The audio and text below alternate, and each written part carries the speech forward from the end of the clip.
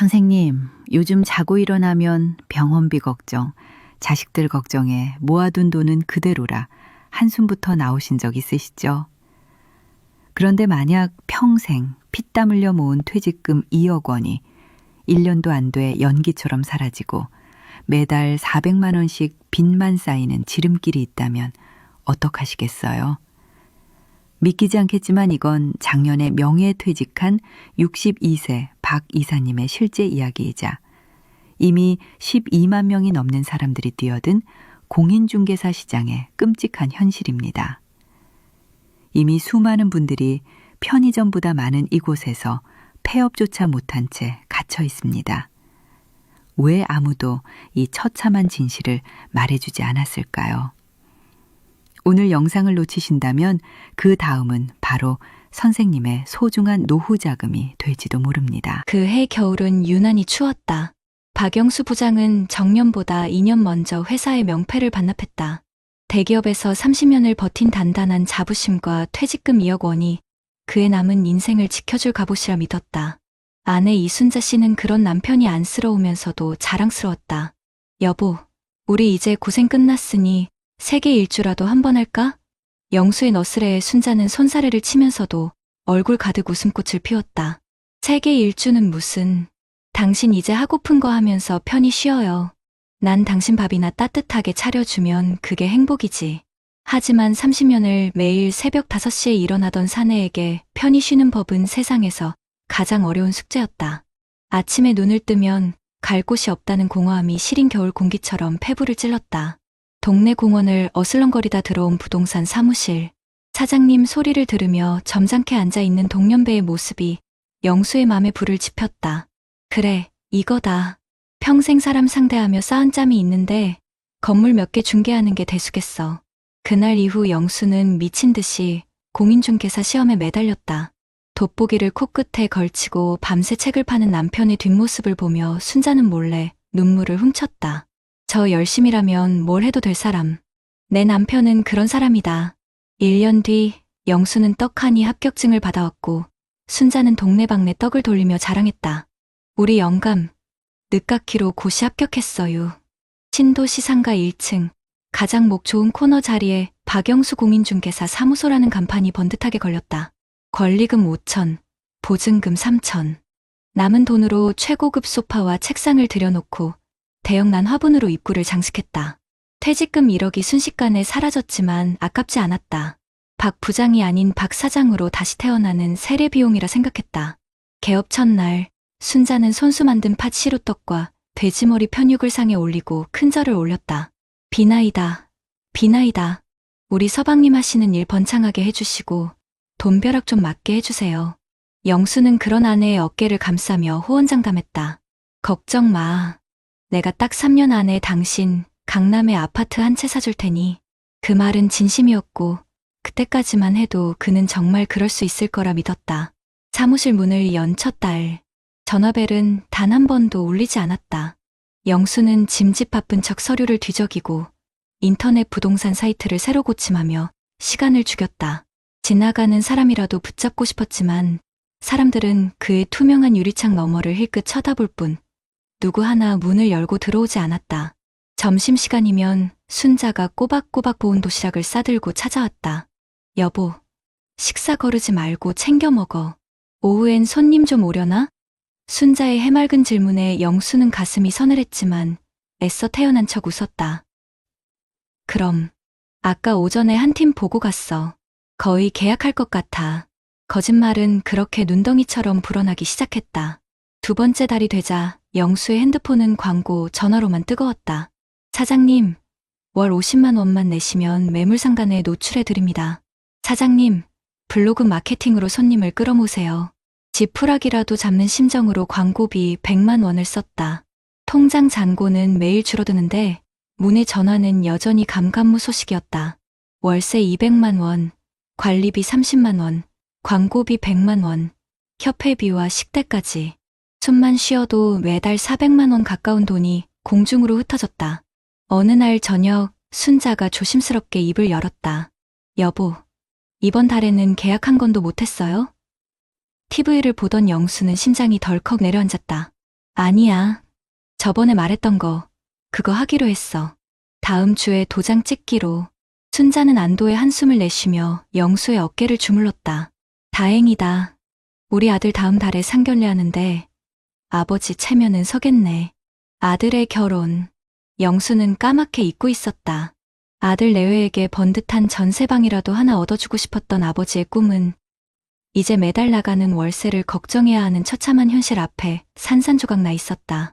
그날 밤, 영수는 잠들지 못했다.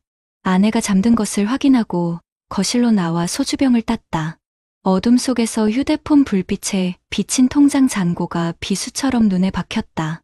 2억 원이던 퇴직금은 어느새 7천만 원 남짓으로 쪼그라들어 있었다. 창업 8개월 만의 일이었다.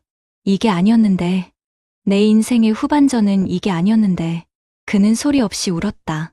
30년간 가족을 위해 달려온 가장의 어깨가 그 무게를 이기지 못하고 속절없이 무너져 내리고 있었다. 위기는 생각보다 빨리 찾아왔다. 며느리감이 될 처자가 인사차 사무실에 들르겠다는 아들의 전화 한 통이 영수를 벼랑 끝으로 몰았다. 텅 빈 사무실, 울리지 않는 전화기, 먼지 쌓인 상담 테이블. 이 모습을 어떻게 보여준단 말인가. 평생을 성실하게 살아온 아버지의 실패를 어떻게 아들 앞에 증명한단 말인가. 그날 영수는 처음으로 사무실 문을 닫았다. 그리고는 아내에게 거짓말을 했다. 오늘 큰 계약건이 있어서 강원도까지 출장 좀 다녀와야겠어. 며느님한테는 다음에 꼭 보자고 전해주고. 순자는 아무 의심 없이 남편의 넥타이를 매주며 등을 두드렸다. 알았어요. 조심히 다녀와요. 계약 꼭 성사시키고. 영수는 강원도로 가지 않았다. 그는 목적지 없이 시내버스를 타고 종점까지 갔다. 차창 밖으로 스쳐 지나가는 풍경들이 흐릿한 눈물 너머로 아른거렸다. 한때는 저 수많은 아파트 중 하나를 제 손으로 일궜다는 자부심이 있었다. 이제 그는 그 아파트의 작은 불빛 하나에도 속해 있지 않은 이방인이었다. 종점에서 내린 그는 정처 없이 걷다 어느 낡은 시장 골목에 다다랐다. 해질녘 좌판을 정리하는 할머니들의 지친 얼굴 위로 따뜻한 불빛이 내려앉고 있었다. 그 평온한 풍경이 영수의 가슴을 더욱 후벼 팠다. 한편 집에 홀로 남은 순자는 남편의 와이셔츠를 다리다 책상 위에 놓인 우편물 하나를 발견했다. 대출이자 연체 통지서. 붉은 글씨가 그녀의 심장을 핥히었다. 박영수 귀하의 마이너스 통장 대출 원리금 450만 원이 연체되었음을 알려드립니다. 손이 부들부들 떨렸다. 이게 다 뭐란 말인가. 출장 간다던 남편, 매달 계약을 한다던 남편. 순자는 떨리는 손으로 남편의 책상 서랍을 열었다. 그 안에는 지난 몇 달간의 고지서와 독촉장들이 수북이 쌓여 있었다. 월세 연체, 관리비 미납, 광고비 독촉, 그리고 바닥에 깔린 또 다른 통장. 퇴직금이 들어있던 그 통장이었다. 밤 10시가 넘어 영수가 집에 들어섰을 때 거실은 불이 꺼진 채 어두웠다. 식탁 위에 순자가 홀로 앉아 있었다. 그녀의 앞에는 찢어진 대출 통지서와 텅 빈 퇴직금 통장이 놓여 있었다. 그 어떤 변명도 할 수 없었다. 영수는 그 자리에 못 박힌 듯 서서 고개를 떨궜다. 정적이 흘렀다. 시계 초침 소리만이 두 사람에 타들어가는 심장 소리처럼 공간을 채웠다. 순자가 마침내 입을 열었다. 목소리는 마른 장작처럼 갈라져 있었다. 이게 다 뭐예요, 여보. 영수는 입술만 달싹일 뿐 아무 말도 하지 못했다. 출장 갔다면서요. 큰 계약하러 갔다면서요. 그녀의 목소리가 가늘게 떨려왔다. 영수는 차마 아내의 얼굴을 볼 수 없었다. 바닥만 내려다보는 남편의 동그란 정수리를 보며 순자는 기어이 울음을 터뜨렸다. 내가 당신한테 짐이었어? 힘들면 힘들다고 왜 말을 못했어요? 평생을 같이 산 내가 그렇게 못 믿었어요? 그 순간 억눌려왔던 영수의 모든 것이 터져나왔다. 그는 식탁 앞에 무너지듯 주저앉았다. 미안해. 순자야. 미안해. 당신한테만큼은 초라한 모습 보이기 싫었어. 회사에서 잘리고 아무것도 아닌 놈 된 거 당신한테까지 확인받고 싶지 않았어. 그냥 당신한테 마지막까지 멋진 남편으로 우리 아들한테 듬직한 아버지로 보이고 싶었을 뿐이야. 그게 내 마지막 자존심이었어. 영수는 어린아이처럼 흐느꼈다. 30년을 버텨온 가장의 자존심이 아내 앞에서 산산이 부서져 내리는 순간이었다. 순자는 통곡하는 남편의 등을 말없이 쓸어내렸다. 그녀의 눈에서도 뜨거운 눈물이 쉴 새 없이 흘러내렸다. 원망도 분노도 아니었다. 그저 지독한 슬픔과 연민이었다. 한참을 울던 순자가 젖은 목소리로 말했다. 그 한마디가 영수의 무너진 세상에 다시 빛을 비췄다. 여보, 그게 당신 최선이었습니까? 날 위해서, 우리 가족 위해서 버티고 또 버텼던 거. 그거면 됐어요. 날이 좋아서, 날이 좋지 않아서, 날이 적당해서 당신과 함께한 모든 날이 나한테는 전부였어요. 우리가 돈이 없지, 이야기가 없어요? 당신하고 나하고 60년 넘게 살아온 네 이야기가 있는데 뭐가 무서워요. 다시 시작하면 되지. 바닥부터라도 내가 같이 가줄게. 다음 날 아침 영수는 사무실 임대인에게 전화를 걸어 폐업 의사를 전했다. 속이 시원하지도 그렇다고 슬프지도 않았다. 그저 담담했다. 순자는 아침 일찍부터 콩나물을 다듬어 해장국을 끓였다. 식탁에 마주 앉은 두 사람은 아무 말 없이 밥을 먹었다. 창밖으로 오랜만에 따스한 겨울 햇살이 쏟아져 들어왔다. 영수가 밥그릇을 비우고 숟가락을 놓으며 말했다. 순자야, 우리 진짜 세계 일주는 못 가도 동네 뒷산이라도 같이 갈까? 순자가 환하게 웃으며 대답했다. 그럼, 당신 가는 곳이면 거기가 어디든 나한테는 세상 끝이지. 박영수 사장님의 2억 원은 그렇게 1년도 안 되어 사라졌지만 그는 돈보다 더 소중한 것을 잃지 않았습니다. 바로 평생을 함께한 아내의 믿음과 사랑, 그리고 다시 일어설 용기였습니다. 이 이야기는 비단 박 사장님 한 분의 이야기가 아닙니다. 지금 이 순간에도 수많은 우리네 아버지들이, 남편들이 소중한 노후 자금을 걸고 아무도 알려주지 않는 전쟁터로 뛰어들고 있습니다. 선생님의 소중한 인생 이야기가 한순간의 선택으로 끝나게 두지 마십시오. 당신의 이야기는 돈으로 환산할 수 없는 가장 위대한 자산입니다. 여러분 어떠시나요? 위의 사례는 정말 비참하고 서글픈 인생 아닌가요? 하지만 지금부터 소개해드리는 사례는 정반대의 선택으로 행복한 노후를 보내고 있는 분을 소개해드리겠습니다. 그해 봄, 40년간 교탁을 지켰던 김철민 선생은 마지막 종례를 마쳤다. 아이들의 롤링페이퍼와 꽃다발을 한 아름 안고 교문을 나서는 그의 발걸음은 시원섭섭했다. 아내 오정숙 여사는 교문 앞에서 두부한 모를 들고 그를 맞았다. 여보, 40년 동안 고생 많았어요. 이제 진짜 우리 인생 시작이네. 철민은 아내의 손을 잡으며 그저 웃었다. 그에게는 매달 350만 원씩 꼬박꼬박 들어오는 공무원 연금이라는 든든한 버팀목이 있었다. 퇴직금은 없었지만 평생 나라에 봉직한 대가로 받은 이 연금이야말로 진짜 노후의 갑옷이라 믿었다. 하지만 40년을 새벽같이 일어나던 몸은 편히 쉬는 법을 알지 못했다. 아침에 눈을 뜨면 신문을 읽고 나면 오후까지 시간이 붕 떠버렸다. 무료함이 솜에 물 스며들 듯 온몸으로 퍼져나갈 무렵 동창에게서 전화가 걸려왔다. 대기업을 다니다 몇 해 전 퇴직한 친구였다. 철민아, 나 이번에 신도시에 프랜차이즈 카페 하나 열었다. 너도 연금만 믿고 있지 말고 뭐라도 시작해봐. 평생 애들 가르치던 꼼꼼함이면 이런 거 금방이야. 내가 자리 하나 알아봐 줄까? 친구의 목소리엔 초조함이 섞여 있었지만 사장님이라는 감투는 철민의 마음을 잠시 흔들었다. 그날 저녁 철민은 아내에게 친구의 이야기를 넌지 꺼냈다. 여보, 우리도 상가 하나 얻어서 작은 커피 가게라도 해볼까? 평생 박봉이었는데 당신 호강 한번 시켜주고 싶어서. 정숙은 남편의 마음을 안다는 듯 가만히 그의 손을 잡았다. 여보, 우리 저녁 먹고 산책이나 하면서 얘기해요. 그날 밤, 부부는 동네 공원을 걸으며 두런두런 이야기를 나눴다. 정숙이 먼저 입을 열었다. 당신이 평생 학생들 앞에서 분필만 잡았지. 언제 커피를 타봤어요. 장사를 해봤어요. 남들이 한다고 우리까지 빚내서 뛰어들었다가 이 나이에 길바닥에 앉으면 어떡해요. 우린 지금 있는 것만 잘 지켜도 행복하게 살 수 있어요. 당신이랑 나. 그리고 매달 나오는 연금. 그거면 충분해요. 아내의 말은 현실적이었지만 그 속에는 남편에 대한 깊은 신뢰와 사랑이 담겨 있었다. 철민은 흔들리던 마음을 다잡았다. 그래, 내가 원했던 건 사장님 소리가 아니라 아내와 함께하는 이 평온한 저녁이었지. 며칠 뒤 철민은 먼지가 뽀얗게 쌓인 창고를 정리하기 시작했다. 구석에서 아버지가 쓰시던 낡은 연장 가방을 발견했다. 망치와 대패, 녹슨 톱, 어릴 적 아버지는 삐걱거리는 문이며 밥상을 뚝딱 고쳐주시곤 했다. 그 기억이 떠오르자 철미는 무언가에 홀린 듯 삐걱거리던 집안의 작은 의자 다리부터 손보기 시작했다. 서툰 솜씨로 톱질을 하고 대패질을 했다. 꼬박 반나절이 걸려 의자를 고쳤을 때 온몸은 땀으로 젖었지만 마음은 기묘한 성취감으로 가득 찼다. 나무가 주는 따뜻한 위로였다. 그날 이후 창고는 철민의 작은 공방이 되었다. 그는 유튜브를 보며 독학으로 목공을 배우기 시작했다. 처음엔 서툴러서 손을 베이기 일쑤였지만 나무 향을 맡으며 무언가에 집중하는 시간이 그 어떤 때보다 평화로웠다. 첫 작품은 손녀를 위한 작은 책꽂이였다. 삐뚤빼뚤했지만 손녀는 할아버지가 만들어준 세상에 하나뿐인 선물이라며 기뻐했다.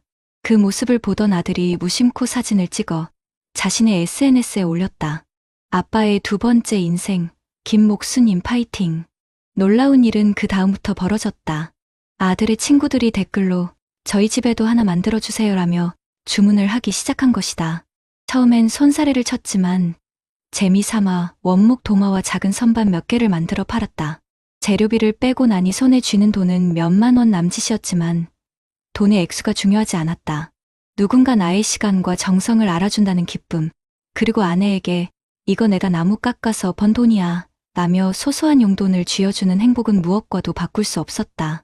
입소문은 조용하지만 단단하게 퍼져나갔다. 이제는 동네 주민들이 고장난 가구를 들고 찾아오기도 하고 아파트 부녀회에서는 그의 작은 공방을 주민사랑방으로 부르기 시작했다. 철미는 거창한 간판을 내걸지 않았다. 그저 창고 문 앞에 느티나무 공방이라는 작은 나무 팻말 하나를 걸어두었을 뿐이다. 월세도 권리금도 광고비도 필요 없었다. 매달 40만 원에서 50만 원씩 들어오는 소소한 수입은 부부의 외식비가 되고 가끔 떠나는 짧은 여행의 경비가 되었다. 어느 주말 오후 철민이 공방에서 땀을 흘리고 있을 때 아들 내외가 찾아왔다. 며느리의 손에는 갓 쪄낸 시루떡이 들려 있었다. 아버님, 저희 다음 달에 이사 가요. 아버님이 만들어주신 책꽂이 놓을 예쁜 집으로요. 철민은 말없이 웃으며 자신이 얼마 전부터 짬짬이 만들던 아담한 식탁을 보여주었다. 이놈아, 이사 선물이다. 이걸로 장인어른, 장모님 모시고 따뜻한 밥 한 끼 대접해드려라.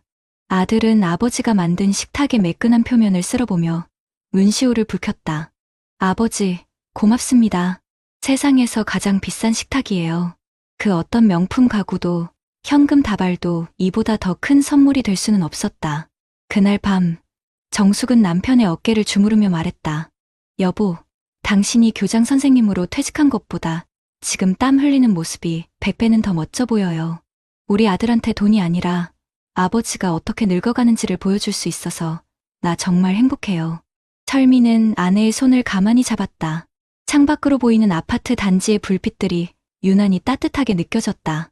비록 강남의 아파트는 사주지 못했지만 그는 가족에게 돈으로 살 수 없는 행복의 풍경을 선물하고 있었다. 다음 날 아침, 철미는 아내와 함께 동네 뒷산에 올랐다.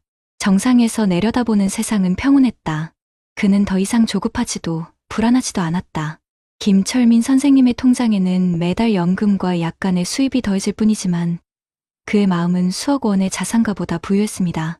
노후의 행복은 통장 잔고의 숫자를 늘리는 경주가 아니라 어제의 나보다 조금 더 평온한 오늘의 나를 만나는 여정임을 그는 온몸으로 증명하고 있었습니다. 선생님, 인생의 후반전은 속도가 아니라 방향입니다. 선생님의 이야기가 가장 빛나는 방향은 어디를 향하고 있습니까? 앞선 사례들을 잘 보셨나요? 이런 문제들과 관련해서 전문가들과 통계 자료를 소개해드리겠습니다. 박영수 이사님의 이야기는 그냥 운이 나빴던 한 개인의 실패담이 절대 아닙니다. 사실 이건 우리 사회의 구조적인 문제고 통계가 그 비극을 아주 차갑게 증명하고 있습니다. 박 이사님이 뛰어들었던 공인중개사 시장이요. 이미 포화 상태를 넘어서서 그야말로 전쟁터입니다. 우리나라의 공인중개사 자격증 가진 분이 55만 명인데 실제로 문을 열고 일하는 분은 11만 명밖에 안 됩니다. 5명 중 4명은 그냥 장롱 속에 자격증을 넣어둔 셈이죠. 그만큼 저 11만 개의 자리를 놓고 벌이는 생존 경쟁이 얼마나 치열하겠습니까?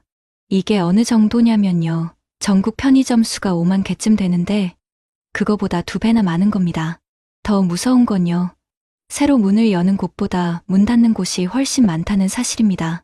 벌써 2년 넘게 이런 상황이 계속되고 있어요. 작년 한 해에만 15,000개가 넘는 사무소가 문을 닫거나 쉬었고, 계산해보니 하루에 43곳씩 사라진 꼴입니다. 박 이사님이 월세 400만 원을 못 버티고 1년도 안 돼 퇴직금을 다 날린 게 어찌 보면 이런 거대한 시장 붕괴 앞에선 당연한 결과였을지도 모릅니다.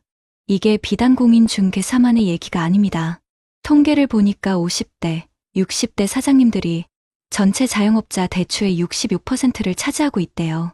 퇴직금에 대출까지 끌어다가 사장님 소리 한번 들어보려고 창업에 뛰어들었다가 결국엔 막대한 빚만 지고 쓸쓸하게 폐업하는 분들이 너무나 많다는 뜻입니다.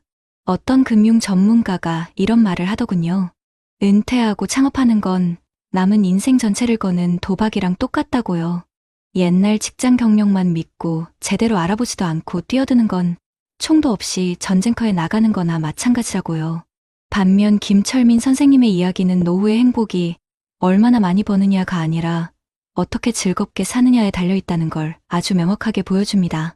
김 선생님이 얼마나 현명한 선택을 하셨는지는 우리나라의 너무나도 심각한 노인 빈곤 현실을 보면 오히려 더 뼈저리게 느껴집니다.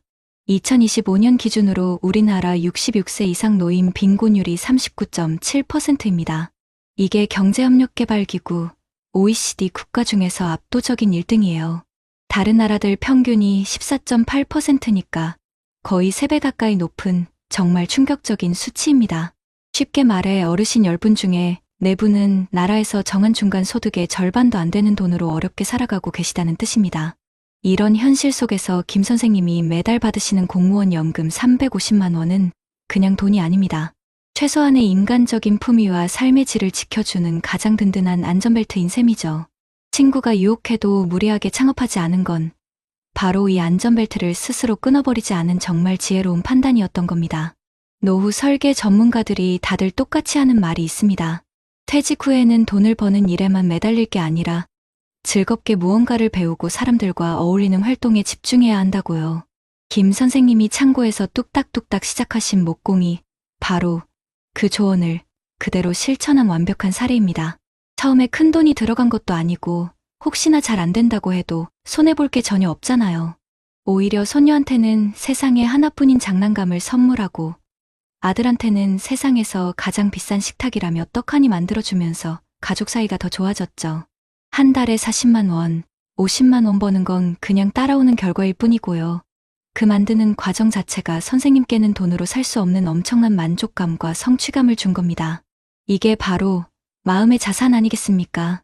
결국 박 이사님의 이야기는 우리 어르신들이 소중한 노후 자금을 지키기 위해 절대로 하지 말아야 할 것을, 김 선생님의 이야기는 행복한 노년을 만들기 위해 꼭 해야 할 것을 보여주는 겁니다. 그래서 저희 채널은요, 막연하게 할 수 있다, 성공할 수 있다 같은 희망만 이야기하지 않겠습니다. 박 이사님 사례처럼 냉혹한 현실과 정확한 통계 자료를 보여드리면서 어떤 위험이 있는지 확실하게 경고해 드릴 겁니다. 그리고 동시에 김 선생님처럼 큰돈 들이지 않고도 우리 어르신들의 삶을 풍요롭게 만들 수 있는 아주 구체적이고 현실적인 방법들, 예를 들면 취미나 배움, 동네 커뮤니티 활동 같은 것들을 적극적으로 소개해 드릴 겁니다. 결론적으로 성공적인 노후는 속도가 아니라 방향에 달려 있습니다. 퇴직금 2억 원을 1년 만에 몽땅 잃어버리는 빠른 실패의 길이 아니라 매달 꼬박꼬박 나오는 연금에 소소한 행복을 차곡차곡 쌓아가는 느리지만 확실한 성공의 길. 저희 채널이 그 길을 안내하는 든든한 동반자가 되겠습니다. 그렇다면 앞선 사례들을 해결할 수 있는 방법은 무엇이 있을까요? 박 이사님처럼 퇴직금만 믿고 무작정 창업에 뛰어드는 건 정말 위험한 일입니다. 그 마음, 왜 모르겠습니까? 허전하고 뭐라도 해야 할 것 같고 조급해지죠. 하지만 바로 그럴 때 우리를 든든하게 받쳐주는 국가 정책들이 있습니다. 무작정 가게부터 알아보시기 전에 먼저 중장년내일센터라는 곳에 문을 두드려보시는 건 어떨까요? 고용노동부에서 운영하는 곳인데 40살 이상이면 누구나 가서 앞으로 뭘 하며 살아야 할지, 내 경력을 어떻게 다시 살릴 수 있을지 전문가와 상담하고 교육도 받을 수 있습니다. 여기서 새로운 길을 찾으시는 분들이 정말 많아요. 또 나라에서는 기업이 60살 넘은 분들을 채용하면 인건비를 지원해주는 제도도 운영하고 있습니다. 시니어 인턴십이나 고령자 계속 고용 장려금 같은 것들이죠. 이러면 우리 시니어들은 새 직장에 부담 없이 적응할 수 있고 기업은 경험 많은 인재를 얻으니 서로에게 좋은 일 아니겠습니까? 꼭 돈을 많이 버는 것만이 정답은 아닐 겁니다. 김철민 선생님처럼 소소한 수입이라도 만족감을 느끼는 삶, 그게 중요하죠. 보건복지부에서 하는 노인 일자리 사업이 바로 그런 역할을 합니다. 노노케어라고 해서 다른 힘든 어르신들을 돌봐드리거나 동네 시설을 위해서 봉사하는 공익활동형 일자리가 있어요. 한 달에 30시간 정도 일하고 활동비로 29만 원 정도 받으시는데 이게 큰 돈은 아니어도 사람들과 어울리고 사회에 내가 필요한 존재라는 느낌을 갖게 하는데 아주 큰 힘이 됩니다. 조금 더 전문적인 일을 원하시면 사회 서비스형 일자리도 있습니다. 어린이집이나 노인 관련 시설에서 예전 경력을 살려돋는 일인데 한 달에 60시간 정도 일하고 70만 원 넘게 버실 수 있으니 현금 흐름에 실질적인 도움이 되죠.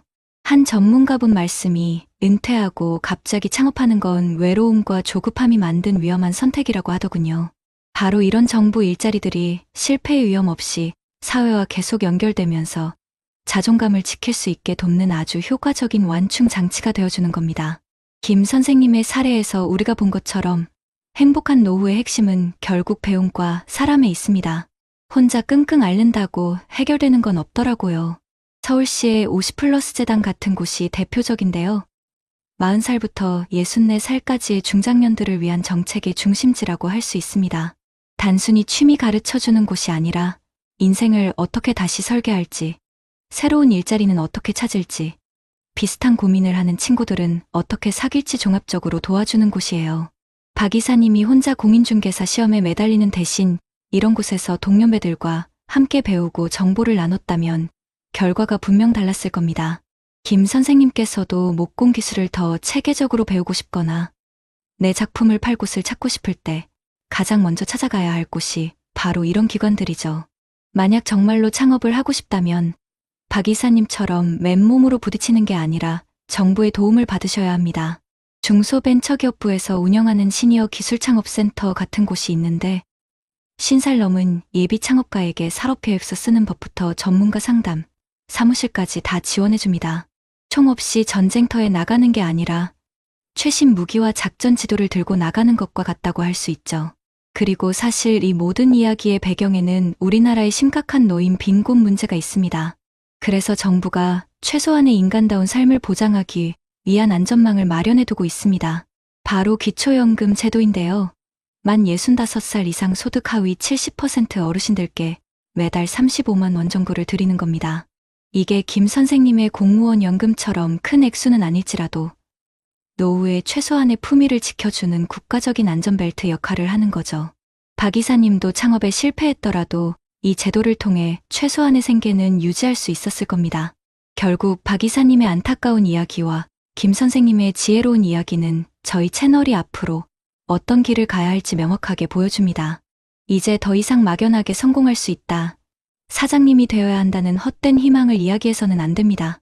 대신 오늘 말씀드린 이런 정부와 각 지역의 정책들을 어떻게 하면 제대로 활용할 수 있는지 그 구체적인 방법을 알려드려야 합니다. 그래서 저희 채널은 앞으로 퇴직금 2억 창업 대신 재취업으로 지키는 법이라거나 월 70만 원 버는 사회 서비스형 일자리의 모든 것, 그리고 서울시 50플러스 센터 200% 활용 안내서와 같이 우리 시니어분들의 삶에 직접적으로 도움이 되는 정말 피가 되고 살이 되는 실질적인 내용을 가지고 찾아뵙겠습니다. 우리 시니어분들이 위험하고 빠른 실패의 길이 아니라 안전하고 느리더라도 확실한 성공의 길로 들어서실 수 있도록 저희가 든든한 동반자가 되어드리겠습니다. 한평생 숨 가쁘게 걸어온 길 뒤돌아보니 저만치 노을이 붉게 타오릅니다. 이제 모든 게 끝났다고 그저 강물처럼 흘러갈 뿐이라고 쓸쓸한 바람에 옷깃을 여미던 날들이 있었지요. 하지만 보십시오. 강물 위로 반짝이는 윤슬은 내일의 아침을 품고 있고 강 저편으로 이어지는 작은 오솔길은 당신이 피워낼 또 다른 꽃을 기다리고 있음을. 오늘 저희가 함께 나눈 두 분의 이야기는 어쩌면 이 시처럼 인생의 붉은 노을 앞에서 서로 다른 길을 선택한 우리 모두의 모습일지 모릅니다. 한 분은 평생 일군 퇴직금이라는 마지막 불씨를 안고 조급함과 외로움 속에서 외로운 싸움을 시작했습니다. 사장님이라는 이름 뒤에 가려진 불안한 밤들을 홀로 지새우며 결국 그 불씨마저 차갑게 식어버리는 안타까운 그림자를 남겼습니다. 다른 한 분은 큰돈이 아니어도 세상과 손잡고 사람의 온기 속에서 자신의 가치를 되찾으며 잔잔한 행복의 무늬를 그려나갔습니다. 아이들의 웃음소리, 동료 어르신들과 나누는 따뜻한 커피 한 잔 속에서 돈으로 살 수 없는 충만한 기쁨을 발견했지요. 우리 어머님, 아버님들, 정말 치열하게 살아오셨습니다. 자식들 먹이고 입히느라, 이 나라를 일으키느라 당신의 청춘을 고스란히 바치셨습니다. 그렇게 앞만 보고 달려오셨는데 어느 날 문득 멈춰 서 보니 모든 것이 낯설게 느껴지는 그 막막함, 저희가 어찌 다 헤아릴 수 있겠습니까? 이 나이에 내가 뭘 할 수 있겠어. 이제 나는 세상에 쓸모없는 존재가 된 건 아닐까 하는 두려움이 얼마나 크셨을까요? 그 마음 때문에, 그 조급함 때문에 박 이사님처럼 위험한 선택의 기로에 서 계신 분들이 분명 계실 겁니다. 하지만 오늘 저희가 소개해드린 여러 제도들은 단순히 돈 몇 푼을 쥐어주는 시혜가 아닙니다. 그것은 바로 당신의 귀한 세월에 대한 국가의 최소한의 존중이며 다시 일어설 수 있도록 내미는 따뜻한 손길입니다. 당신이 평생 쌓아온 경험과 지혜가 얼마나 소중한 자산인지, 우리 사회가 여전히 당신을 얼마나 필요로 하는지를 보여주는 약속과도 같습니다. 박 이사님이 외롭게 공인중개사 책을 파고들 때 누군가 옆에서 중장년내일센터의 문을 함께 두드려 주었다면 어땠을까요? 비슷한 고민을 하는 동년배들과 머리를 맞대고 서로를 다독이며 새로운 길을 찾았다면 그분의 노후는 지금과 분명 다른 모습이었을 겁니다. 김 선생님이 목공 기술로 작은 기쁨을 찾았을 때 50플러스 재단에서 더 큰 세상과 연결해 주었다면 그 기쁨이 얼마나 더 커졌을까요? 내 재능이 누군가에게 도움이 되고 사회에 보탬이 된다는 사실이 그분의 삶을 더욱 빛나게 했을 것입니다. 이제 인생의 전반전이 끝났을 뿐입니다. 후반전은 더 지혜롭게, 더 안전하게, 그리고 무엇보다 더 행복하게 채워나가야 합니다. 더 이상 홀로 외로운 싸움을 하지 마십시오. 두려움에 떠밀려 성급한 결정을 내리지 마십시오. 당신 곁에는 손 내밀어 줄 이웃이 있고 기댈 수 있는 든든한 정책들이 있습니다. 노인 일자리 사업은 단순히 용돈벌이가 아니라 세상과 나를 이어주는 소중한 끈입니다. 기초연금은 최소한의 품위를 지켜주는 마지막 안전벨트입니다. 저희 채널은 더 이상 대박 신화나 뜬구름 잡는 희망을 이야기하지 않겠습니다. 대신 당신의 손을 잡고 동사무소에 함께 가드리고 서류 한 장 쓰는 법을 옆에서 알려드리는 마음으로 영상을 만들었습니다. 위험하고 빠른 길이 아니라 조금 느리더라도 안전하고 확실한 길로 당신을 안내하는 진정한 동반자가 되겠습니다.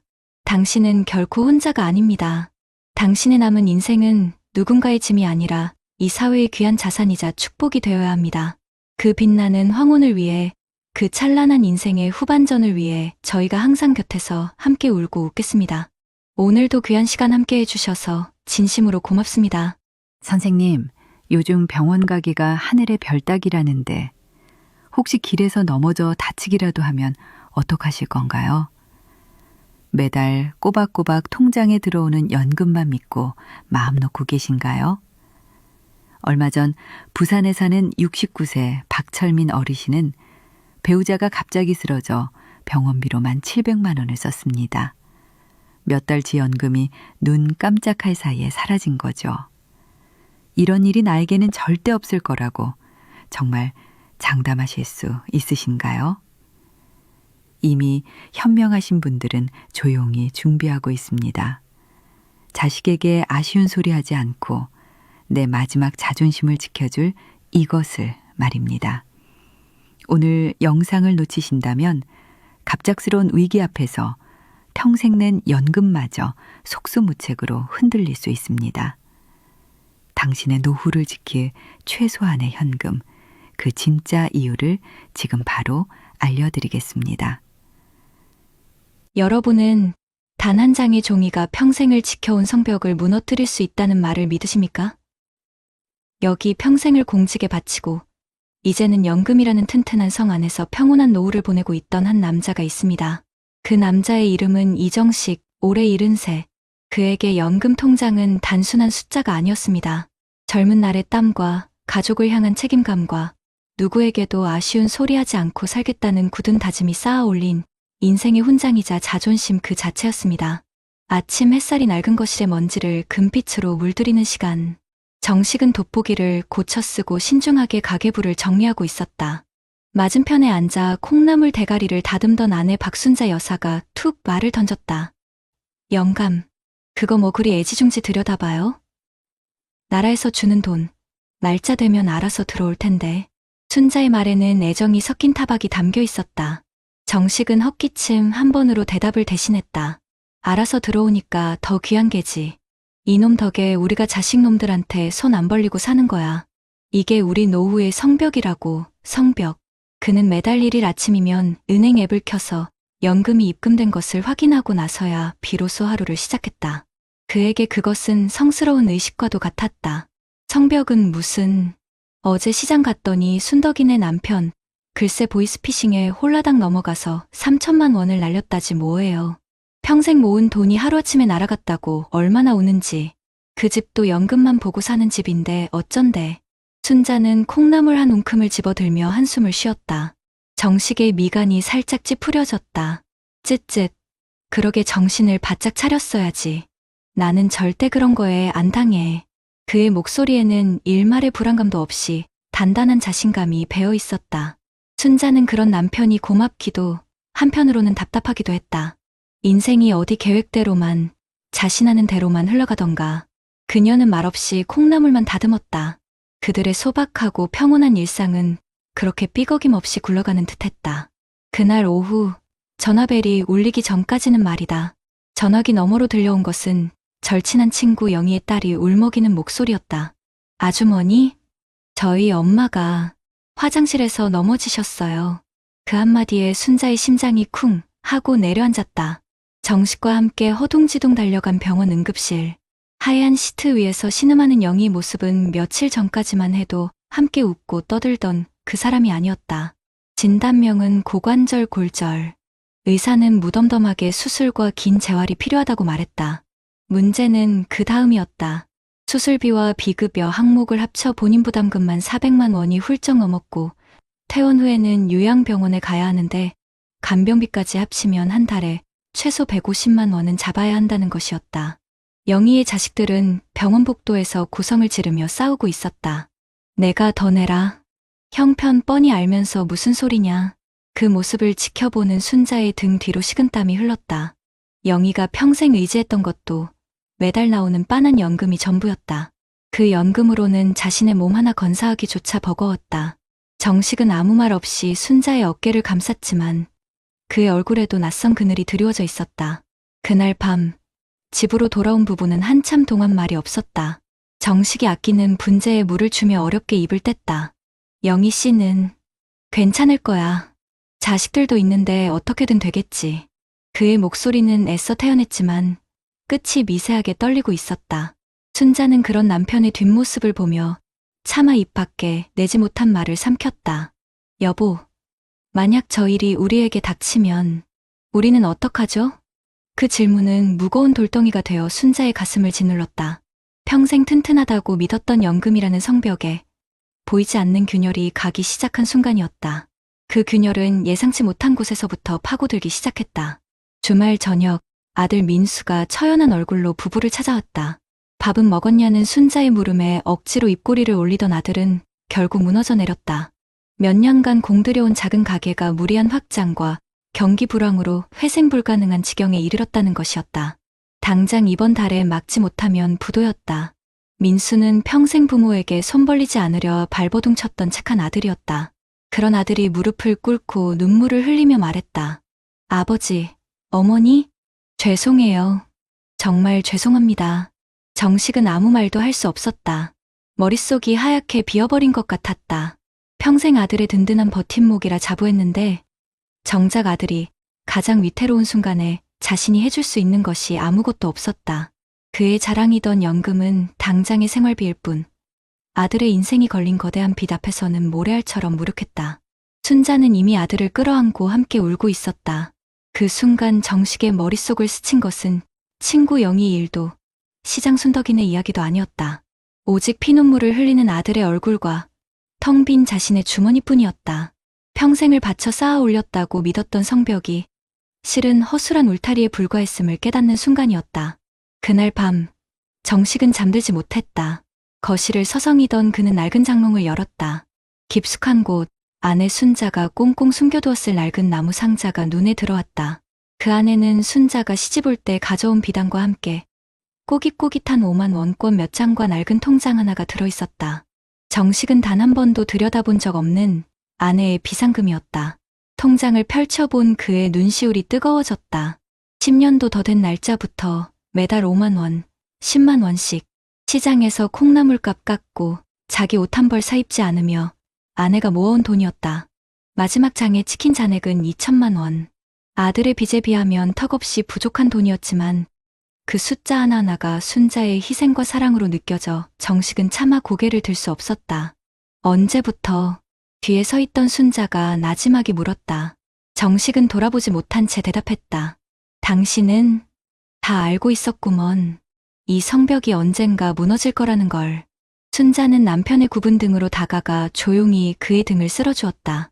성벽이 아니에요, 여보. 그냥 비바람 막아주는 지붕 같은 거지. 지붕은 낡으면 고쳐 써야 하고 태풍이 불면 날아갈 수도 있는 거예요. 그래서 지붕 밑에 작은 솥단지라도 숨겨둬야 하는 거고요. 자존심이 밥 먹여주는 거 아니잖아요. 우리 새끼가 길바닥에 남게 생겼는데 그놈의 자존심이 다 뭐예요. 아내의 꾸짖음 섞인 위로에 정식은 끝내 참았던 눈물을 터뜨렸다. 73 평생 단 한 번도 남 앞에서 약한 모습을 보이지 않았던 남자였다. 그는 통장을 쥔 채 어린아이처럼 흐느꼈다. 그가 지키려 했던 것은 무엇이었을까? 아들에게 짐이 되지 않겠다는 아버지로서의 자존심. 연금만으로도 충분하다는 어리석은 자신감. 아니, 그것은 모두 고집에 불과했다. 진짜 지켜야 했던 것은 어떤 위기가 닥쳐도 흔들리지 않을 가족의 울타리였고 아들의 눈물을 닦아줄 수 있는 최소한의 준비였다. 그는 울음을 그치고 아내를 마주보았다. 쭈글쭈글한 아내의 얼굴에 자신이 미처 보지 못했던 현명함과 강인함이 새겨져 있었다. 정식은 떨리는 목소리로 하지만 그 어느 때보다 단호하게 말했다. 순자야, 내가 지키려던 게 자존심이 아니라 그냥 고집이었나 보다. 그 한마디는 그의 인생을 지배해온 낡은 신념이 무너지는 소리였고 동시에 새로운 희망이 싹 트는 소리였다. 다음 날 부부는 아들을 불렀다. 순자가 모아온 2천만 원과 정식이 유일하게 가지고 있던 작은 적금을 깨서 마련한 돈을 합쳐 아들의 손에 쥐어주었다. 여전히 부족한 돈이었지만 민수는 돈의 액수가 아니라 그 안에 담긴 부모의 마음을 알고 하염없이 눈물을 흘렸다. 부부는 아들에게 약속했다. 다시 시작하자고. 우리도 지금부터 다시 시작할 거라고. 그날 이후 정식의 아침 의식은 바뀌었다. 그는 더 이상 연금 통장 잔액을 확인하지 않았다. 대신 순자와 함께 새로 만든 비상금 통장에 1,000원이라도 입금하는 것으로 하루를 시작했다. 그것은 액수의 문제가 아니었다. 예측할 수 없는 인생의 파도 앞에서 사랑하는 사람들을 지키기 위한 최소한의 뗏목을 함께 만들어가는 과정이었다. 오늘도 정식과 순자는 나란히 손을 잡고 동네를 산책한다. 여전히 그들의 노후는 연금에 기댄 채 아슬아슬하게 이어지고 있지만 이제 그들의 얼굴에는 이전과 다른 평온함이 있다. 그들은 알게 되었다. 진짜 노후의 안전은 통장에 찍힌 숫자가 아니라 어떤 위기에도 함께 맞설 수 있는 지혜와 서로의 눈물을 닦아줄 작은 준비에서 시작된다는 것을. 여러분의 통장에는 사랑하는 사람의 눈물을 닦아줄 최소한의 준비가 되어 있으신가요? 인생의 가장 혹독한 겨울은 언제나 예고 없이 찾아오는 법입니다. 여러분 어떠시나요? 위의 사례는 정말 비참하고 서글픈 인생 아닌가요? 하지만 지금부터 소개해드리는 사례는 정반대의 선택으로 행복한 노후를 보내고 있는 분을 소개해드리겠습니다. 인생이라는 긴 항해의 끝에서 어떤 배는 거친 풍랑에 속절없이 부서지기도 하지만 어떤 배는 단단한 닷 덕분에 가장 사나운 폭풍우 속에서도 항구를 지켜냅니다. 여기 젊은 시절부터 자신의 노후라는 배에 보이지 않는 튼튼한 닻을 준비해 온 한 남자가 있습니다. 그의 이름은 김민준, 올해 72. 30년간 대기업 전자회사에서 해외 영업부를 누비며 청춘을 바친 그는 퇴직하던 날 1억 5천만 원의 퇴직금을 품에 안았습니다. 동료들은 그 돈으로 번듯한 상가라도 사서 월세를 받으라거나 유망하다는 주식에 투자하라고 조언했지만 그는 웃으며 고개를 저었습니다. 그에게 퇴직금은 노후를 즐기기 위한 연료가 아니라 언제 닥칠지 모를 인생의 겨울을 나기 위한 비상장작과도 같은 것이었습니다. 이른 아침, 민주는 아내 최은희 여사와 함께 베란다 텃밭에 물을 주는 것으로 하루를 시작했다. 방울토마토 넝쿨을 매만지던 아내가 문득 얼마 전 동창회에서 들은 이야기를 꺼냈다. 여보, 영숙이네 남편, 퇴직금 받아서 차렸던 치킨집이 결국 문 닫았나 봐요. 남은 빚 때문에 아들 전세금까지 빼줬다는데 얼굴이 반쪽이 됐더라니까요. 은희의 목소리에는 안타까움이 묻어났다. 민주는 물뿌리개를 내려놓고 아내의 어깨를 다독였다. 애초에 그 퇴직금은 없는 돈이라고 생각했어야지. 우리가 매달 받는 연금으로 충분히 먹고 사니 감사한 일이야. 그 장작은 정말 추운 날이 오기 전까지는 절대 아궁이에 넣으면 안 되는 거라고 내가 말했잖소. 그의 말에는 흔들림 없는 확신이 있었다. 부부는 퇴직금을 수령한 바로 다음 날 부부 공동 명의의 정기예금 통장 3개의 돈을 나눠 넣고 봉인하듯 장롱 깊숙한 곳에 넣어두었다. 그들에게 그 통장은 단순한 돈이 아니었다. 예측 불가능한 미래 앞에서 자식에게 손 벌리지 않고 서로의 존엄을 지켜주겠다는 침묵의 약속이었다. 장작은 무슨... 당신은 가끔 보면 너무 돌다리도 두들겨 보는 게 흠이라니까. 그래도 지혜 결혼할 때 보니 장인어른이 떡하니 집 사는데 1억을 보태주니 사위들 친구 어깨가 으쓱해지더라던데. 우린 우리 딸한테 그런 것도 못해주나 싶어 마음이 좀 그렇습니다. 은희는 상추잎을 따며 괜한 투정을 부렸다. 민주는 그런 아내의 마음을 모르는 바가 아니었다. 그 돈은 그런데 쓰라고 있는 돈이 아니야. 그건 우리 지혜가 혹시라도 넘어졌을 때 다시 일어설 수 있게 잡아주는 손이 되어야지. 남들 보기에 좋은 비단옷 사주는 돈이 아니라고. 그는 단호했지만 목소리에는 딸을 향한 깊은 사랑이 배어 있었다. 그들의 노후는 화려하진 않았지만 견고한 계획 위에서 안정적으로 흘러가고 있었다. 그들의 단단한 닻이 시험대에 오를 그날이 오기 전까지는 말이다. 그날은 유난히 하늘이 맑은 가을 주말이었다. 파티시에로 일하는 외동딸 지혜가 상기된 얼굴로 부부를 찾아왔다. 10년간 스승으로 모시던 제과 명장이 건강상의 이유로 은퇴하면서 평생이 꿈이던 자신의 가게를 지혜에게 넘겨주겠다는 파격적인 제안을 했다는 것이었다. 목 좋은 상권에 단골 손님까지 확보된 2번 다시 없을 기회였다. 문제는 권리금과 보증금을 합쳐 당장 3개월 안에 8천만 원이라는 거금이 필요하다는 점이었다. 아빠, 엄마 저 정말 이 기회 놓치고 싶지 않아요. 은행 대출을 알아봤는데 제 신용으로는 3천만 원이 한계래요. 제가 모아둔 돈까지 합쳐도 턱없이 부족해서 지혜는 차마 말을 잇지 못하고 입술만 깨물었다. 부모에게 짐이 되기 싫어 늘 씩씩했던 딸이었다. 그런 딸의 떨리는 눈동자를 보는 순간 민준과 은희는 말없이 서로를 마주보았다. 민준은 아들의 실패 앞에서 무너져 내렸던 친구의 얼굴, 빚 때문에 전세금을 빼줘야 했던 동창의 처진 어깨를 떠올렸다. 만약 자신에게 아무런 준비가 되어 있지 않았다면 지금 이 순간 딸의 꿈을 눈앞에서 부서지는 걸 지켜봐야만 했을 것이다. 그는 평생 느껴보지 못한 깊은 안도감과 함께 오랜 시간 묵묵히 지켜온 자신의 원칙이 틀리지 않았음을 깨달았다. 그는 떨고 있는 딸의 손을 따뜻하게 잡아주었다.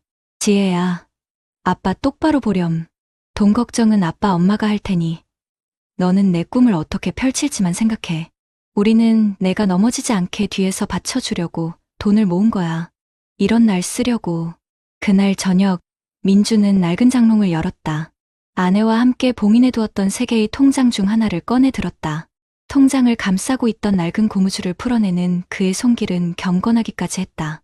옆에서 지켜보던 은희의 눈시울이 붉어졌다. 그 돈에는 지난 10년간 해외여행 한 번 제대로 가지 않고 비싼 옷 한 벌 사 입지 않으며 아껴온 부부의 시간이 고스란히 담겨 있었다. 통장을 딸에게 건네는 민준의 얼굴은 더없이 평온했다. 비밀번호는 내 생일이다.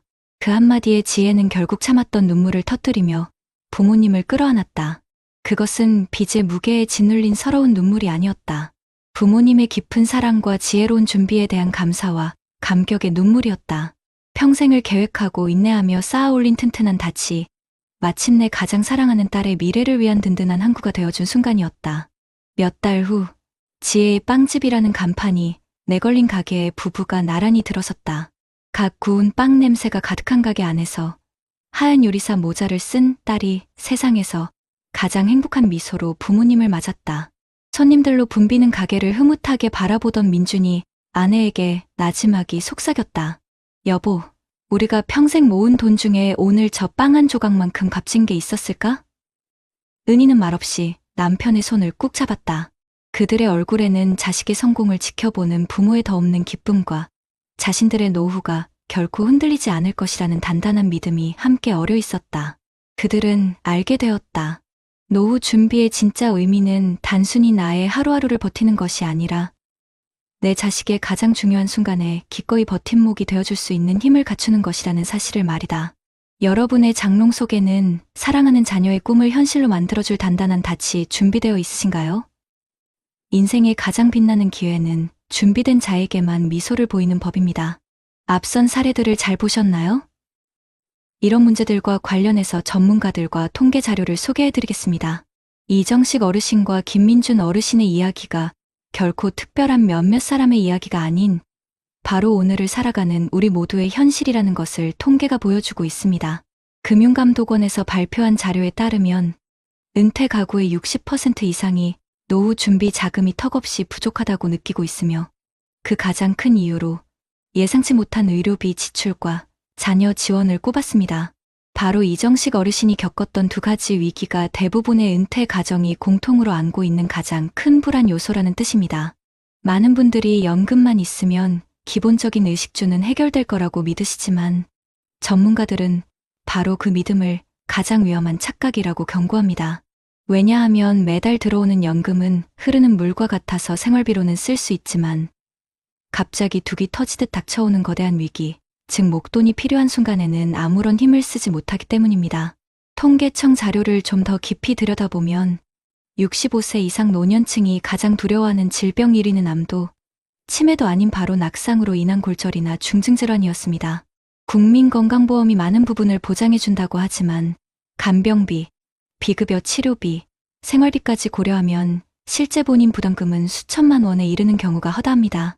특히 월 150만 원에서 300만 원까지 드는 간병비는 연금만으로는 도저히 감당할 수 없는 수준이며 이는 곧바로 가정의 붕괴로 이어질 수 있습니다. 여기에 자녀 리스크는 기름을 붓는 격입니다. 한 노후 설계 전문가는 이렇게 말했습니다. 한국 부모들에게 자식은 가장 든든한 보험인 동시에 가장 예측 불가능한 빚입니다. 실제로 은퇴 후 자녀의 결혼 자금이나 사업 자금 지원으로 인해 노후 빈곤층으로 전락하는 사례는 우리가 생각하는 것보다 훨씬 많습니다. 그래서 전문가들은 이구동성으로 강조합니다. 노후의 품격은 매달 들어오는 연금 액수가 아니라 어떤 풍랑에도 가라앉지 않게 배의 중심을 잡아주는 현금 닻의 크기에 달려있다고 말입니다. 그들은 최소 1년치 생활비 혹은 갑작스러운 수술이나 간병에 대비할 수 있는 최소 3천만 원 정도의 비상자금은 연금과 별개로 반드시 마련해 두어야 한다고 조언합니다. 이것은 사치가 아니라 내 자존심과 우리 가족의 미래를 지키기 위한 최소한의 안전장치인 셈입니다. 지금 당장 많은 돈을 모으기 어려우시다면 매달 받는 연금의 단 5%라도 10,000원이라도 따로 떼어 비상금 통장을 만드는 습관부터 시작하셔야 합니다. 그것이 바로 김민준 어르신처럼 위기의 순간에 가족의 버팀목이 되어주고 내 노후의 존엄을 스스로 지켜낼 수 있는 가장 현실적인 첫걸음이기 때문입니다. 그렇다면 앞선 사례들을 해결할 수 있는 방법은 무엇이 있을까요? 물론 있습니다. 나라에서 우리 어르신들을 위해 여러 가지 안전망을 만들어 놨거든요. 우리가 몰라서 못 쓰는 거지 알기만 하면 큰 도움을 받을 수 있는 정책들이 정말 많습니다. 우선 가장 걱정되는 게 갑자기 아플 때 들어가는 병원비잖아요. 영상에서 본 것처럼 갑자기 넘어져서 큰 수술을 받거나 배우자가 쓰러져서 목돈이 들어갈 때 정말 눈앞이 캄캄하죠. 이럴 때 꼭 기억하셔야 할 제도가 바로 재난적 의료비 지원 사업입니다. 이게 뭐냐면 내가 버는 돈에 비해서 병원비가 너무 많이 나왔을 때 나라에서 병원비를 보태주는 건데요. 건강보험 적용이 안 되는 비싼 비급여 항목까지 포함해서 1년에 최대 5천만 원까지 지원해줍니다. 예를 들어서 혼자 사시는 분이 한 달에 버는 돈이 약 239만 원이 안 되는데 갑자기 아파서 병원비가 내 1년치 소득의 10%를 훌쩍 넘어버렸다. 그러면 신청할 수 있는 겁니다. 갑작스러운 병원비 폭탄을 맞았다면 내가 대상이 되는지 꼭 확인해 보셔야 합니다. 그리고 또 하나, 노인장기요양보험은 이제 선택이 아니라 필수입니다. 고관절이라도 다쳐서 수술하고 나면 간병비만 한 달에 150만 원이 넘는다는 게 남의 일이 아니거든요.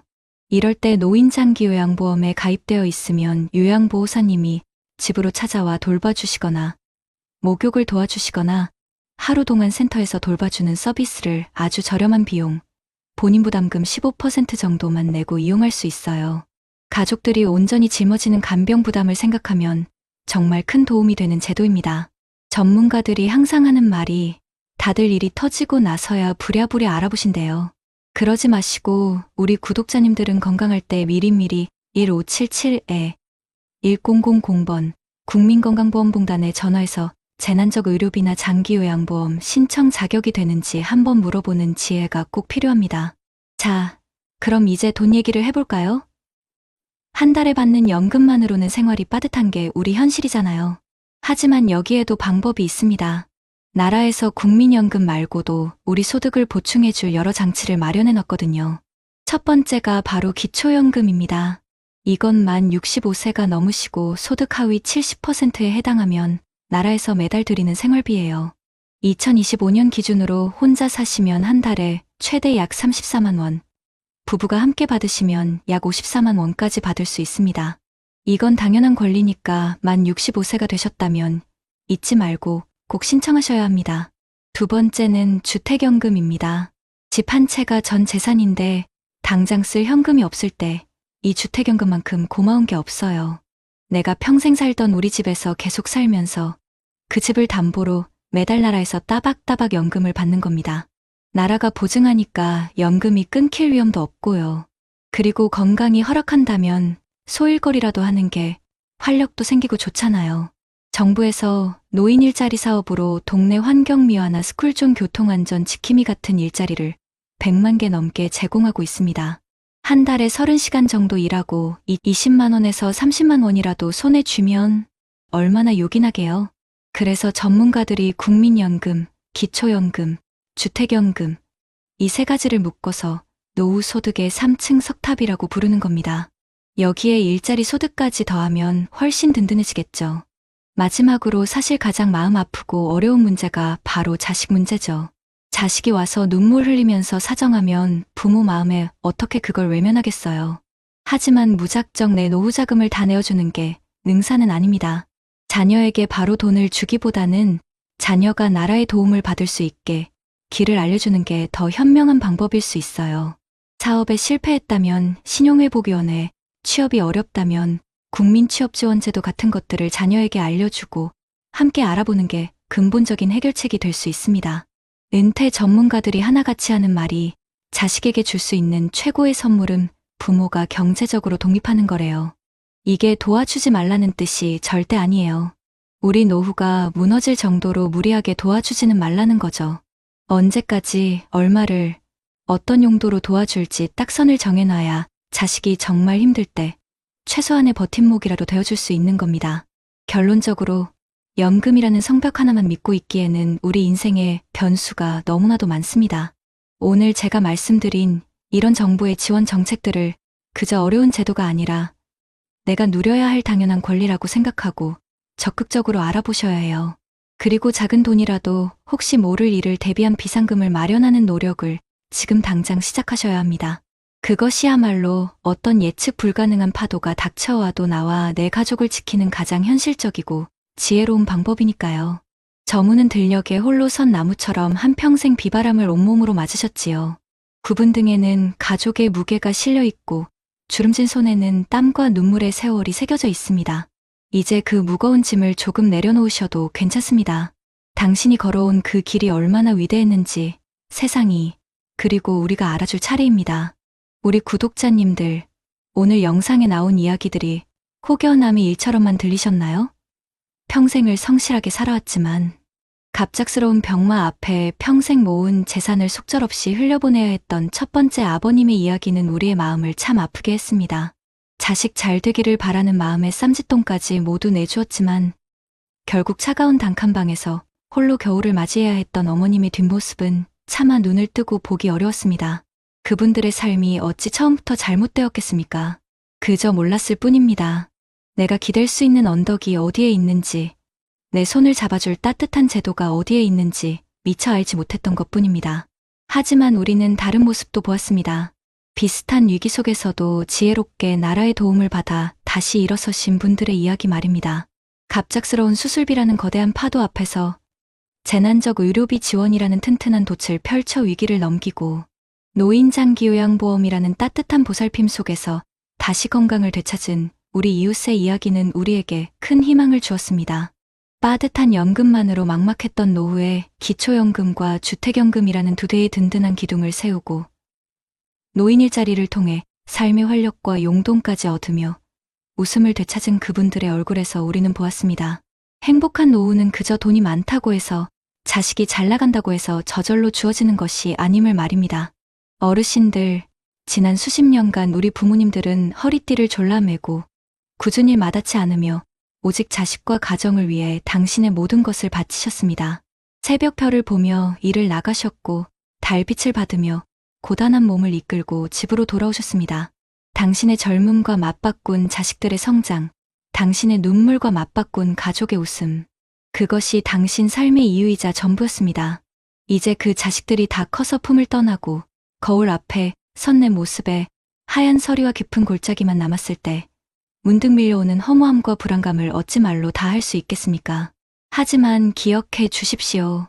당신이 평생 이 나라를 위해 흘린 땀방울을, 이 사회를 위해 바친 헌신을 국가와 사회는 결코 잊지 않고 있습니다. 오늘 우리가 함께 알아본 여러 제도들은 시혜나 동정이 아닙니다. 바로 당신께서 평생을 바쳐 이 나라를 지탱해 온 것에 대한 당연한 권리이자 마땅한 보답입니다. 그러니 더 이상 혼자 아파하지 마십시오. 어려운 사정을 부끄러워하며 혼자 끙끙 앓지 마십시오. 문을 두드리십시오. 전화기를 들어 물어보십시오. 내가 받을 수 있는 혜택은 없는지, 내가 누릴 수 있는 권리는 무엇인지 당당하게 찾고 지혜롭게 활용하십시오. 자식에게 물려줄 최고의 유산은 집문서나 통장이 아닐 것입니다. 부모님 당신께서 건강하고 행복하게 누구에게도 기대지 않고 당당하게 살아가는 그 모습이야말로 자식들의 어깨에 놓인 가장 무거운 짐을 덜어주는 최고의 선물이 될 것입니다. 이제는 자식을 위한 삶이 아니라 오롯이 나 자신을 위한 두 번째 인생을 시작할 때입니다. 오늘 우리가 나눈 이야기들이 그 두 번째 인생의 여정에 따스한 햇살이 되고 든든한 동반자가 되어드릴 수 있기를 진심으로 바랍니다. 앞으로도 저희 채널은 어르신들의 눈물을 닦아드리고 웃음을 찾아드리는 길에 늘 함께하겠습니다. 당신의 삶은 그 자체로 이미 충분히 위대하고 아름답습니다. 자식에게 준 돈 3억 때문에 평생 모은 연금까지 전부 날리게 생긴 60대 부부의 사연 들어보셨나요? 얼마 전 경기도 성남에서 사업 자금이 필요하다는 아들의 말에 덜컥 집 담보대출까지 받아 3억을 빌려준 김영철 씨. 하지만 아들 사업은 1년도 안 돼 망해버렸고 김 씨 부부는 길거리에 나앉을 위기에 처했습니다. 이게 남의 일 같으신가요? 혹시 지금 자녀에게 주는 돈이 사랑이라고 믿고 계신가요? 하지만 그 믿음이 당신의 노후는 물론 자식의 인생까지 망가뜨리는 독이 될 수 있다는 사실을 알고 계십니까? 수십 년간 부자들을 연구한 전문가들은 이미 경고했습니다. 잘못된 경제적 지원은 자녀를 스스로 일어서지 못하게 만드는 족쇄일 뿐이라고 말이죠. 이미 수많은 부모들이 이 방법으로 후회하며 눈물 흘리고 있습니다. 지금 이 영상을 보지 않으시면 당신도 그 대열에 합류하게 될지 모릅니다. 여러분, 자식의 눈물을 외면할 수 있는 부모가 세상에 과연 몇이나 될까요? 서울 변두리, 낡은 주택들이 어깨를 맞대고 있는 희망동 골목, 새벽 어슴이 거치기도 전 박만수 씨의 작은 두부 가게에 하얀 김이 모락모락 피어올랐다. 콩비린내와 구수한 두부 냄새가 뒤섞인 그곳은 만수 씨에게 지난 40년의 세월이자 삶 그 자체였다. 이른 새벽부터 콩을 갈고 가마솥을 젓는 고된 일과 하지만 그는 단 한 번도 이 일을 저주한 적이 없었다. 이 작은 가게가 있었기에 눈에 넣어도 아프지 않을 두 아들 민혁과 민준을 남부럽지 않게 키워낼 수 있었기 때문이다. 여보, 당신 허리 또 쑤시는 거 아니야? 어제 병원 다녀와서 물리치료사가 무리하지 말랬잖아. 가게 한편에서 배추를 다듬던 아내 순영 씨가 걱정스러운 눈으로 남편을 바라봤다. 만수 씨는 괜찮다는 듯 손을 휘 저으며 웃어 보였다. 이 양반아, 허리가 쑤신다고 이 두부를 안 만들면 우리 아들, 며느리, 손주들 입에 뭐가 들어가겠어. 당신은 배추나 잘 절여. 오늘 저녁엔 민혁이네 불러서 두부김치에 막걸리 한잔 해야지. 참, 못 말려. 그러다 큰일 나면 어쩌려고. 순영 씨는 핀잔을 주면서도 입가에 옅은 미소를 지었다. 남편의 고집은 누구도 꺾지 못했다. 하지만 그 고집이 곧 자식들을 향한 무한한 사랑임을 그녀는 누구보다 잘 알고 있었다. 그날 저녁, 만수 씨의 작은 집은 오랜만에 사람 사는 온기로 가득 찼다. 큰아들 민혁과 며느리, 그리고 토끼 같은 손녀딸까지 좁은 거실에 밥상을 펴고 둘러앉아 갓 만든 두부김치를 먹는 이 시간이 만수 씨 부부에게는 세상 가장 큰 행복이었다. 아버지, 어머니, 정말 맛있어요. 이 두부는 진짜 아버지 손맛 따라갈 곳이 없어요. 민혁은 연신 엄지를 치켜 세우며 두부를 입안 가득 넣었다. 대기업 부장으로 번듯하게 자라준 아들이었다. 비록 회사가 어려워져 몇 년 전부터 월급이 동결되고 아파트 대출금 갚느라 허리가 휜다는 소리를 들을 때마다 부부의 마음은 미어졌지만 그래도 제압바림은 하는 아들이 대견했다. 맛있으면 많이 먹어라. 내일 갈 때 또 싸줄게. 만수 씨는 아들의 밥그릇 위에 따끈한 두부 한 조각을 더 올려주었다. 그때 잠시 머뭇거리던 민혁이 조심스럽게 입을 열었다. 아버지, 드릴 말씀이 있어요. 순간 왁자지껄하던 분위기가 조용해졌다. 민혁의 표정이 심상치 않음을 직감한 가족들의 시선이 그에게로 쏠렸다. 회사에서 희망퇴직을 받는다고 하네요. 제가 그 대상에 포함된 것 같아요. 청천벽력 같은 소리였다. 만수 씨는 손에 들고 있던 막걸리 잔을 떨어뜨릴 뻔했다. 순영 씨의 얼굴은 하얗게 질려갔다. 40대 중반, 한창 일할 나이에 직장을 잃을 위기라니. 며느리는 애써 괜찮은 척 웃어 보였지만 눈가는 이미 붉게 물들어 있었다. 그래서 생각한 게 있어요. 이번 기회에 제 사업을 한번 해보려고요. 예전부터 꿈꿔왔던 거잖아요. 친구랑 같이 작은 IT 스타트업을 해보려고 하는데 초기 자본이 좀 필요해서요. 민혁의 목소리가 점점 기어들어갔다. 그리고 그는 차마 부모님의 얼굴을 쳐다보지 못한 채 바닥을 보며 말을 이었다. 아버지, 혹시 가게 보증금 빼서 1억만 빌려주실 수 있을까요? 제가 3년 안에 꼭 3배로 갚겠습니다. 만수 씨는 아무 말도 할 수 없었다. 1억, 그에게는 평생을 바쳐 모은 전 재산이나 다름없는 돈이었다. 이 가게가 없으면 당장 내일부터의 생계가 막막해졌다.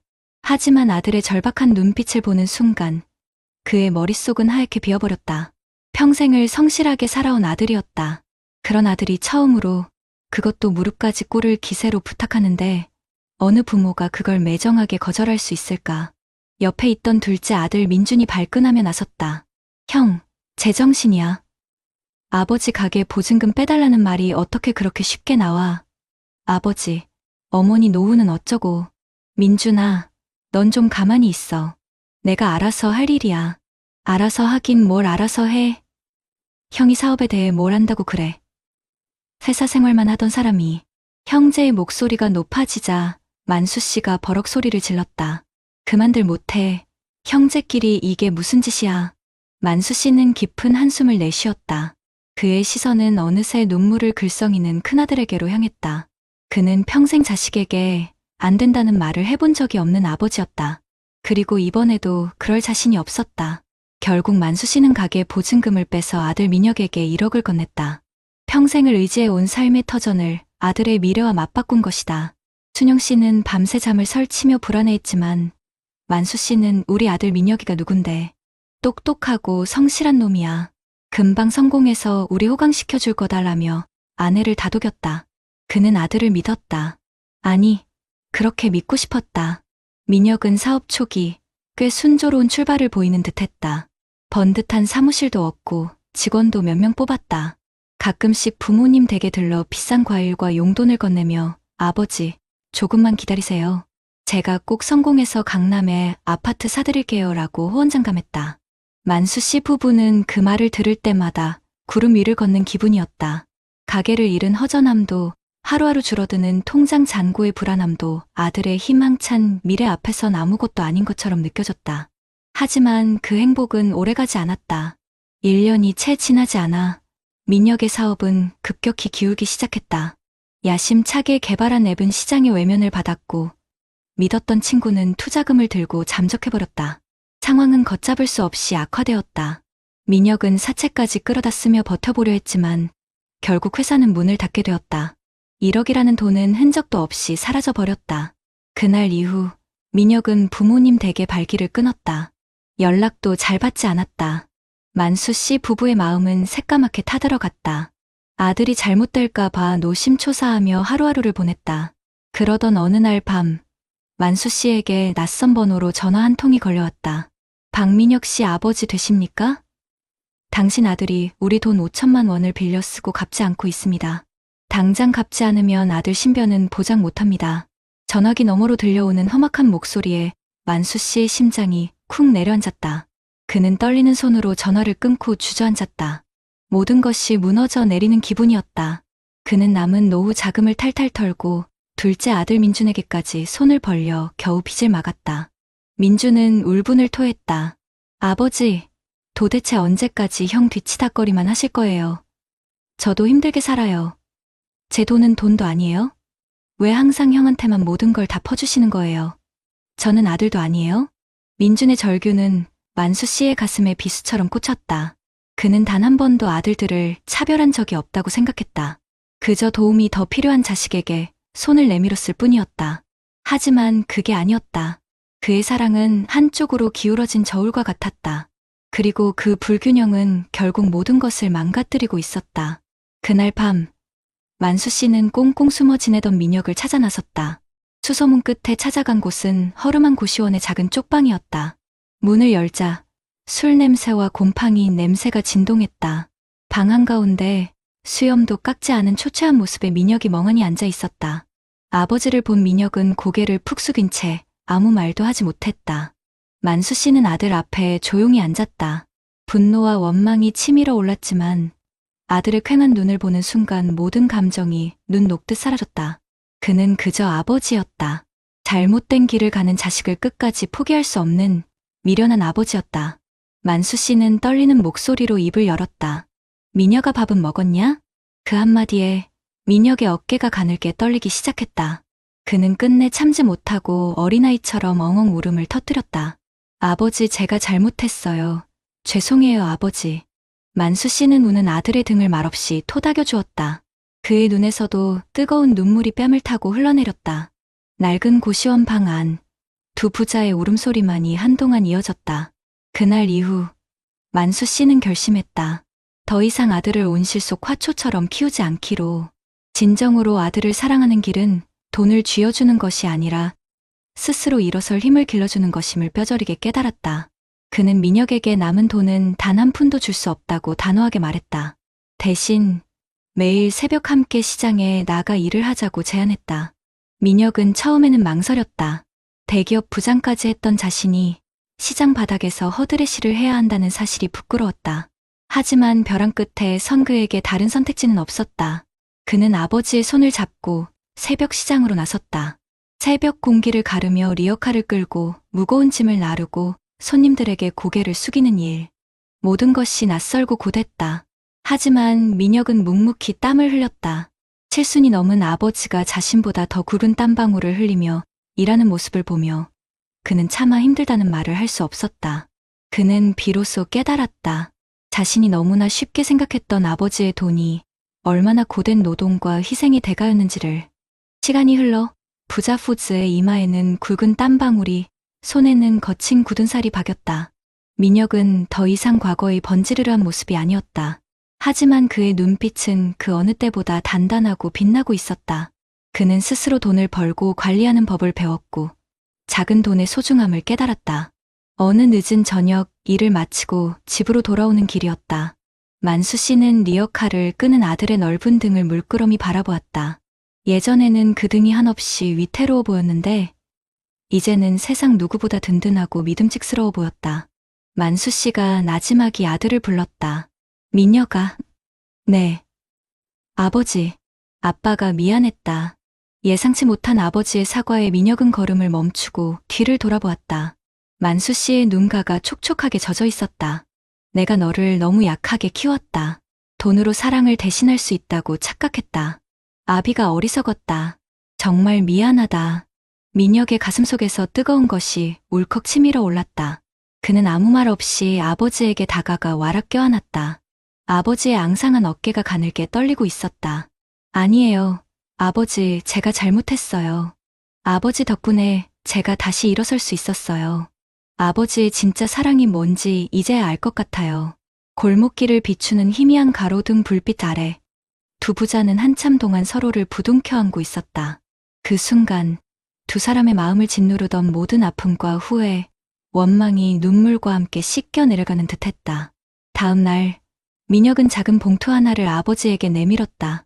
그 안에는 그가 몇 달간 시장에서 일하며 꼬박꼬박 모은 돈 500만 원이 들어있었다. 아버지, 이걸로 다시 작은 두부 가게라도 시작하세요. 제가 꼭 성공해서 이번엔 정말로 제가 아버지 호강시켜 드릴게요. 만수 씨는 봉투를 받아들고 아무 말도 하지 못했다. 그 어떤 억만금보다도 값진 돈이었다. 아들이 스스로의 힘으로 일궈낸 첫 결실. 그는 봉투를 가슴에 품고 조용히 고개를 끄덕였다. 만수 씨는 다시 희망동 골목에 작은 두부 가게를 열었다. 예전보다 규모는 작아졌지만 그곳에는 이전보다 더 큰 희망과 웃음이 가득했다. 민혁은 낮에는 직장을 구하고 새벽과 저녁에는 아버지의 가게 일을 도왔다. 서먹했던 둘째 아들 민준도 다시 가게를 찾아와 형과 함께 웃으며 일을 거들었다. 어느 화창한 봄날 만수 씨는 가게 앞 작은 평상에 앉아간 나온 따끈한 순두부를 먹고 있었다. 옆에는 아내 순영 씨와 두 아들, 며느리와 손주까지 모두 모여 앉아 웃음꽃을 피우고 있었다. 모든 것을 잃었다고 생각했던 순간이 있었다. 하지만 그는 이제 모든 것을 되찾았다. 아니, 그전보다 훨씬 더 소중한 것을 얻었다. 만수 씨는 하늘을 올려다보았다. 날이 참 좋았다. 그는 문득 아들에게 물었다. 아들아, 아빠한테 진짜 받고 싶었던 선물이 뭐였냐? 민혁은 잠시 생각하더니 아버지를 보며 환하게 웃었다. 아버지의 돈이 아니라 아버지와 함께 땀 흘릴 수 있는 시간이었어요. 그걸 이제야 깨달았네요. 그게 아버지가 제게 주실 수 있는 최선이었습니까? 만수 씨는 아들의 되물음에 아무 대답도 하지 않았다. 그저 인자한 미소를 지으며 아들의 어깨를 툭 쳐줄 뿐이었다. 그는 알 수 있었다. 이제 그의 아들은 결코 다시 쓰러지지 않으리라는 것을. 진정한 사랑은 돈이 아니라 스스로 일어설 수 있도록 믿고 기다려주는 것임을. 자식에게 줄 수 있는 가장 큰 선물은 막대한 유산이 아니라 경제적 독립이라는 날개임을 그는 온몸으로 깨달았다. 그리고 그 깨달음은 그의 남은 노후를 그 어떤 부자의 삶보다도 찬란하게 비춰주고 있었다. 여러분 어떠시나요? 위의 사례는 정말 비참하고 서글픈 인생 아닌가요? 하지만 지금부터 소개해드리는 사례는 정반대의 선택으로 행복한 노후를 보내고 있는 분을 소개해드리겠습니다. 세종시의 한적한 아파트 단지. 이른 아침 햇살이 거실 깊숙이 들어와 잘 가꿔진 난초 화분을 비출 때면 최정원 씨는 어김없이 클래식 라디오 채널의 주파수를 맞춥니다. 평생을 교직에 몸담아 교장으로 정년퇴임한 그에게 아침의 고요와 음악, 그리고 아내 숙자 씨가 내려주는 향긋한 드립 커피 한 잔은 무엇과도 바꿀 수 없는 소중한 일과였습니다. 부부의 월 연금 수령액은 합쳐서 500만 원 남짓. 화려하진 않지만 두 사람이 소박하고 품위 있는 노후를 보내기엔 부족함이 없는 금액이었습니다.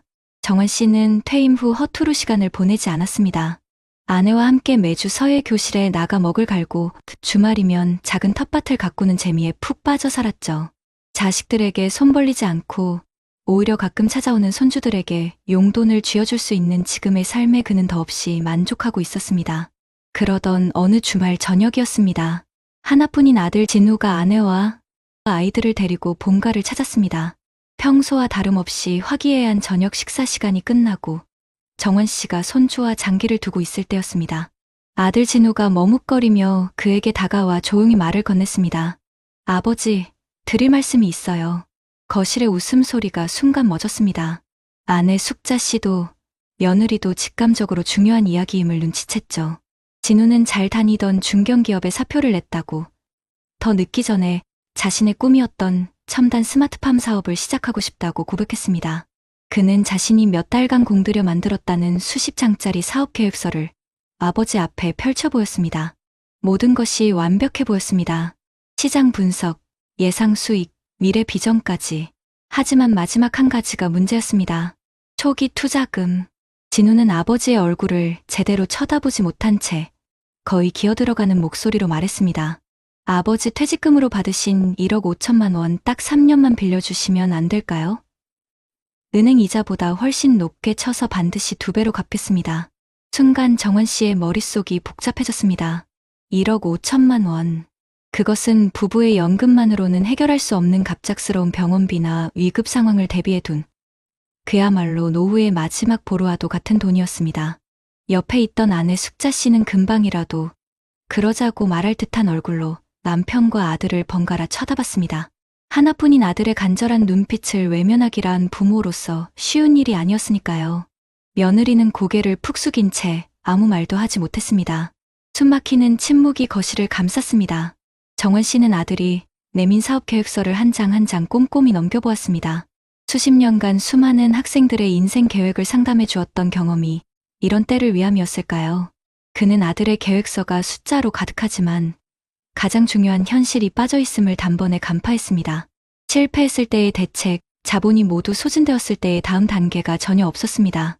그저 장밋빛 희망으로만 가득 차 있었죠. 한참을 생각하던 정원 씨는 조용히 입을 열었습니다. 진우야. 그의 목소리는 낮고 단호했습니다. 안 된다. 네? 아버지 지금 뭐라고? 진우의 얼굴이 삽시간에 굳어졌습니다. 안 된다고 했다. 이 돈은 빌려줄 수 없어. 정원 씨는 자리에서 일어나 아들의 어깨를 잡았습니다. 아들아, 나는 너를 믿지 못해서 이러는 게 아니다. 오히려 너를 너무나 믿고 사랑하기에 이럴 수밖에 없는 거다. 이 돈은 나와 내 엄마의 남은 인생이 걸린 마지막 자존심이다. 이걸 너에게 줬다가 만에 하나 사업이 잘못되면 우리는 길거리에 나앉아야 할 뿐더러 너는 평생 부모의 노후를 망친 죄책감 속에서 살아가야 한다. 아비로서 도저히 너에게 그런 끔찍한 짐을 지게 할 수는 없다. 진우는 울분을 터뜨렸습니다. 결국 절 못 믿으시는 거잖아요. 아버지는 평생 그렇게 안정적인 길만 걸어오셨으니 제 도전이 무모해 보이시겠죠? 제가 이렇게까지 부탁드리는데 어떻게 그렇게 매정하게. 아들의 원망 섞인 목소리가 정원 씨의 가슴을 후벼팠습니다. 아내 숙자 씨는 옆에서 눈물만 훔쳤죠. 하지만 정원 씨는 흔들리지 않았습니다. 그는 대신 다른 제안을 했습니다. 돈은 줄 수 없다. 하지만 내 경험과 인맥은 얼마든지 빌려주마.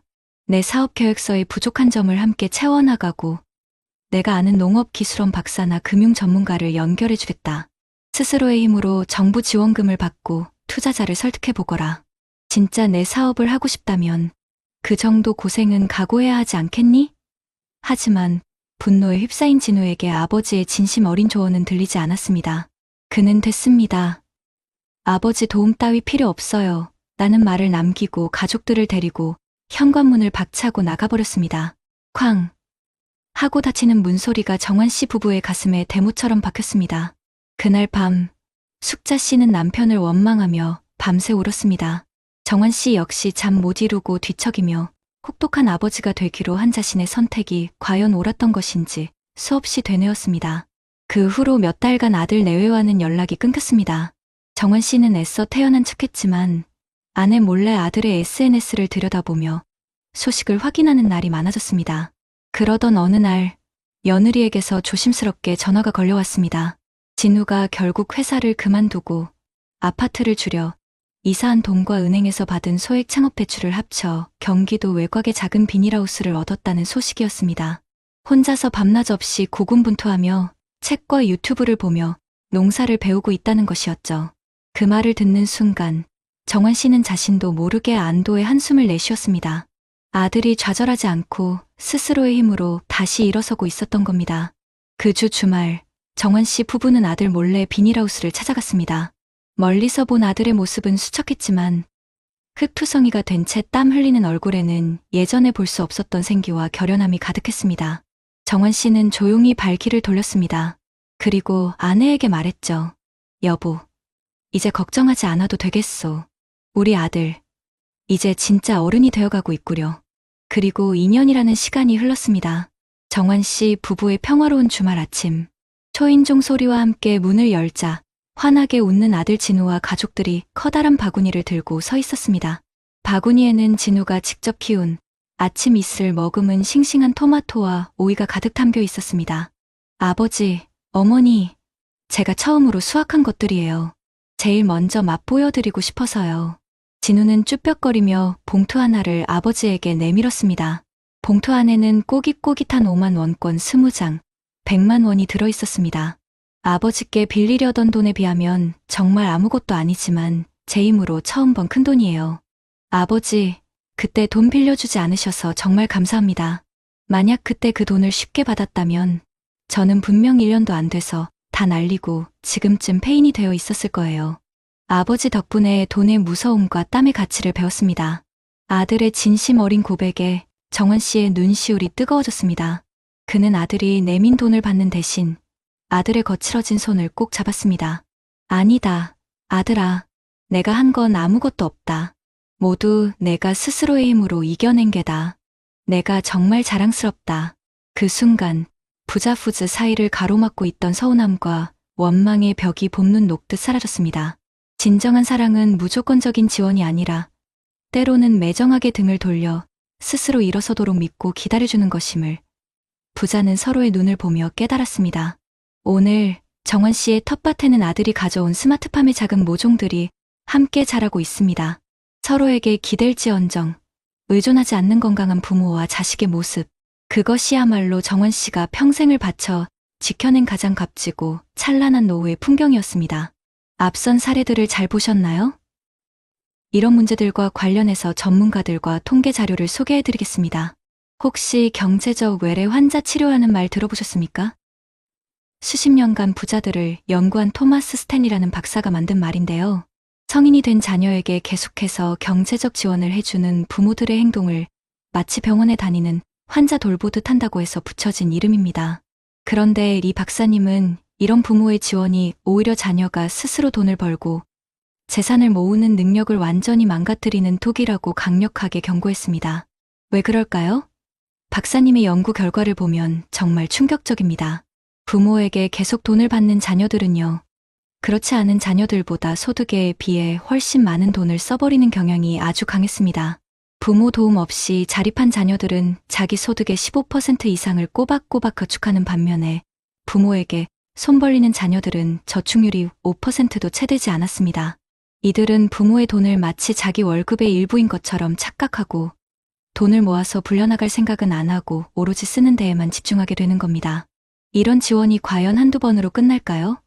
통계를 보면 부모가 자녀에게 경제적 지원을 하는 기간이 평균적으로 무려 23년이라고 합니다. 자녀가 결혼할 때, 집 살 때, 심지어 손주 양육비까지 이건 정말 밑 빠진 독에 물 붓기나 다름없습니다. 하버드 경영대학원에서 진행한 연구 결과는 더 무서운데요. 자녀의 대학 학비를 지원해주는 것은 나중에 자녀의 소득을 높이는데 분명 도움이 되지만 생활비나 용돈처럼 계속해서 주는 돈은 오히려 자녀가 스스로 돈을 벌고 관리하는 법을 배울 기회를 빼앗아서 결국 소득이 줄어드는 결과로 이어진다는 겁니다. 이게 끝이 아닙니다. 더 무서운 건 바로 가족의 불화입니다. 유독 한 자녀에게만 지원이 집중되면 다른 형제들은 말 못할 박탈감과 서운함을 느끼게 됩니다. 실제로 우리나라 상속 분쟁의 60% 이상이 부모님이 재산을 나눠주는 과정에서 불공평함을 느꼈기 때문에 발생한다고 합니다. 한 심리학자의 연구에 따르면 공정함을 인정받고 싶은 것은 인간의 가장 기본적인 욕구라고 합니다. 그러니 불공평한 지원은 결국 가족 관계를 완전히 파괴해버리는 시한폭탄이나 마찬가지인 셈이죠. 그렇다면 도대체 어떻게 해야 우리 부모님들의 소중한 노후도 지키고 자식의 인생도 망치지 않을 수 있을까요? 현명한 전문가들은 이렇게 조언합니다. 첫째, 언제 지원하느냐보다 무엇을 지원할 것인지가 훨씬 중요합니다. 자녀의 교육이나 미래를 위한 투자처럼 스스로 고기를 잡는 법을 가르쳐주는 곳에 지원을 집중해야 한다는 겁니다. 스탠포드 대학의 연구에 따르면 아이의 금융습관은 7살 이전에 대부분 형성된다고 합니다. 어릴 때부터 올바른 경제관념을 심어주는 것이 수억 원의 돈을 물려주는 것보다 훨씬 중요하다는 뜻이겠죠. 둘째, 조건 없는 지원은 없다는 원칙을 세워야 합니다. 만약 지원을 해야 한다면 지원의 목표와 기간, 금액을 자녀와 명확하게 합의해야 합니다. 예를 들어 창업 자금으로 1억 원을 주지만 5년 안에는 반드시 스스로 자립하는 것을 목표로 하자와 같이 구체적인 약속을 해야 한다는 겁니다. 그리고 자녀가 돈을 어떻게 쓰고 있는지 주기적으로 대화하며 스스로 돈을 관리할 수 있도록 옆에서 도와주셔야 합니다.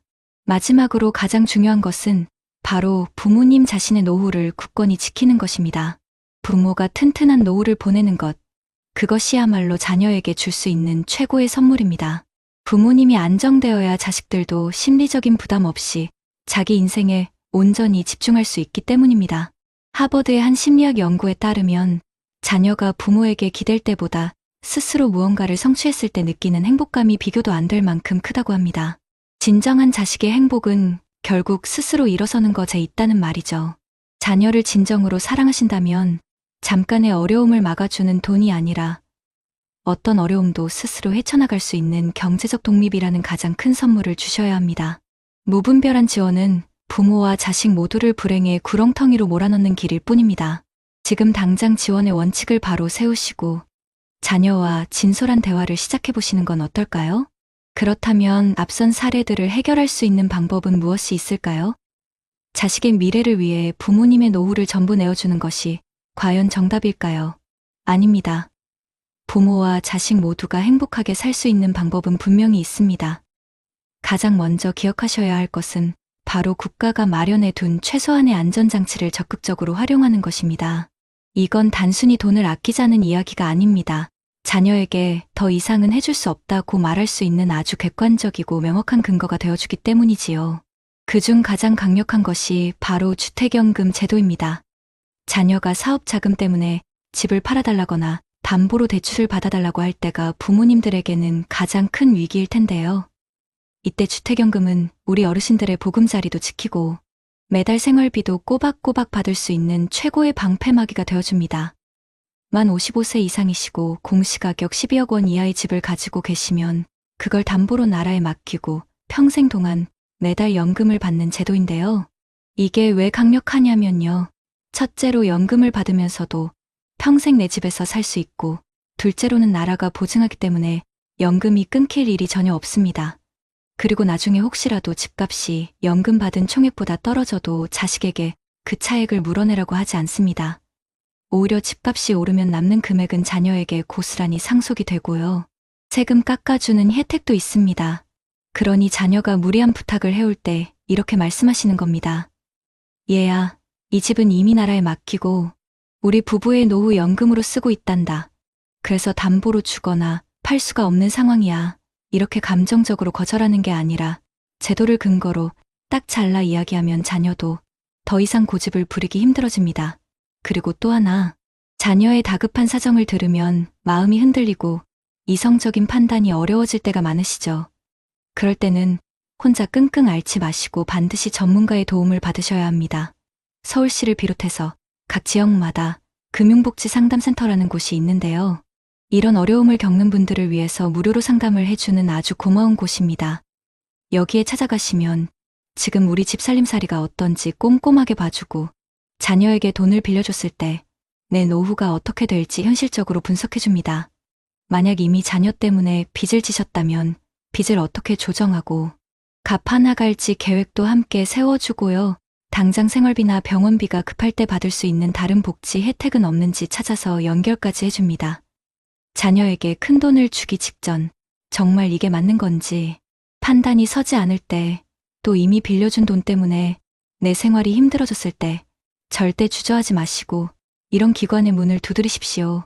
전문가의 냉철한 조언 한마디가 자녀의 눈물 섞인 호소를 이겨낼 큰 힘이 되어줄 겁니다. 이제는 좀 더 현실적인 조언을 해드릴까 합니다. 전문가들은 모두 입을 모아서 이야기합니다. 자녀에게 물고기를 잡아주는 부모가 아니라 때로는 스스로 강가에 걸어가게 하는 매정한 부모가 되어야 한다고요. 이번이 진짜 마지막이다. 이런 마음속 다짐은 아무 소용이 없습니다. 그래서 자녀 지원에 대한 우리 집만의 원칙을 분명하게 세우고 가족들 앞에서 선언해야 합니다. 예를 들면 결혼할 때 집 얻는데 1억 원까지는 보태주겠다. 하지만 그 이후에 사업을 하거나 집을 넓히는 건 너희들 힘으로 해야 한다. 이렇게 구체적인 금액과 한도를 정하는 것이죠. 그리고 만약 돈을 빌려주게 된다면 아무리 자식이라도 반드시 차용증을 받으셔야 합니다. 이건 자식을 못 믿어서가 아닙니다. 돈의 가치가 얼마나 무거운지, 그리고 빌린 돈은 반드시 갚아야 한다는 책임감을 가르쳐주는 최소한의 장치이자 진정한 경제 교육입니다. 그리고 우리 부모님들이 가진 가장 큰 자산이 돈이 아닐 수도 있습니다. 수십 년 동안 쌓아오신 삶의 경험과 지혜, 그리고 주변의 인맥이야말로 돈보다 훨씬 값진 자산이 될 수 있지요. 자녀가 사업을 하겠다고 하면 사업계획서를 같이 들여다보면서 어떤 점이 부족한지 현실적인 조언을 해주고, 그 분야에서 먼저 성공한 동창이나 후배가 있다면 다리를 놔주는 겁니다. 돈으로 해결해주는 것보다 이렇게 시간과 경험을 지원해주는 것이 자녀가 스스로 문제를 해결하는 능력을 키우고 실패할 확률을 줄이는 가장 효과적인 방법입니다. 마지막으로 조금은 불편하고 어려운 대화를 자녀와 꼭 나눠보셔야 합니다. 만약에 사업이 1년 안에 잘못되면 그 빚은 어떻게 갚을 거니? 투자한 돈을 다 날리면 우리 가족은 앞으로 어떻게 먹고 살아야 할까? 와 같은 최악의 상황을 가정하고 질문을 던져야 합니다. 이런 대화가 자녀의 희망찬 계획에 찬물을 끼얹는 것 같아서 마음이 아프실 수도 있지만, 이건 저주를 퍼붓는 게 아니라 실패했을 때 받을 충격을 조금이라도 줄이고 현실적인 대안을 함께 고민해보는 아주 중요한 과정입니다. 이 과정을 통해 자녀 스스로가 사업의 위험성을 깨닫고 계획을 수정하거나 포기하는 현명한 결정을 내릴 수도 있습니다. 진정한 자식 사랑은 자녀의 모든 문제를 대신 해결해주는 것이 아닙니다. 부모님 자신의 노후를 굳건히 지키는 모습을 보여줌으로써 자녀에게 더 이상 기댈 곳이 없다는 것을 알려주고 스스로의 힘으로 인생을 헤쳐나가도록 믿고 지켜봐 주는 것입니다. 부모의 안정된 노후야말로 자녀의 어깨에 놓인 죄책감과 부담감을 덜어주는 가장 큰 선물이라는 사실을 꼭 기억하셨으면 좋겠습니다. 한평생 자식이라는 길 위에 그늘을 들이우다 문득 돌아보니 나의 뿌리는 앙상하게 말라가고 있었네. 그 길의 끝에서 다시 나의 숲을 가꾸어야 할 시간이 왔음을 저무는 노을이 말해주네. 우리네 인생에는 참으로 가슴 아픈 두 갈래 길이 있는 듯합니다.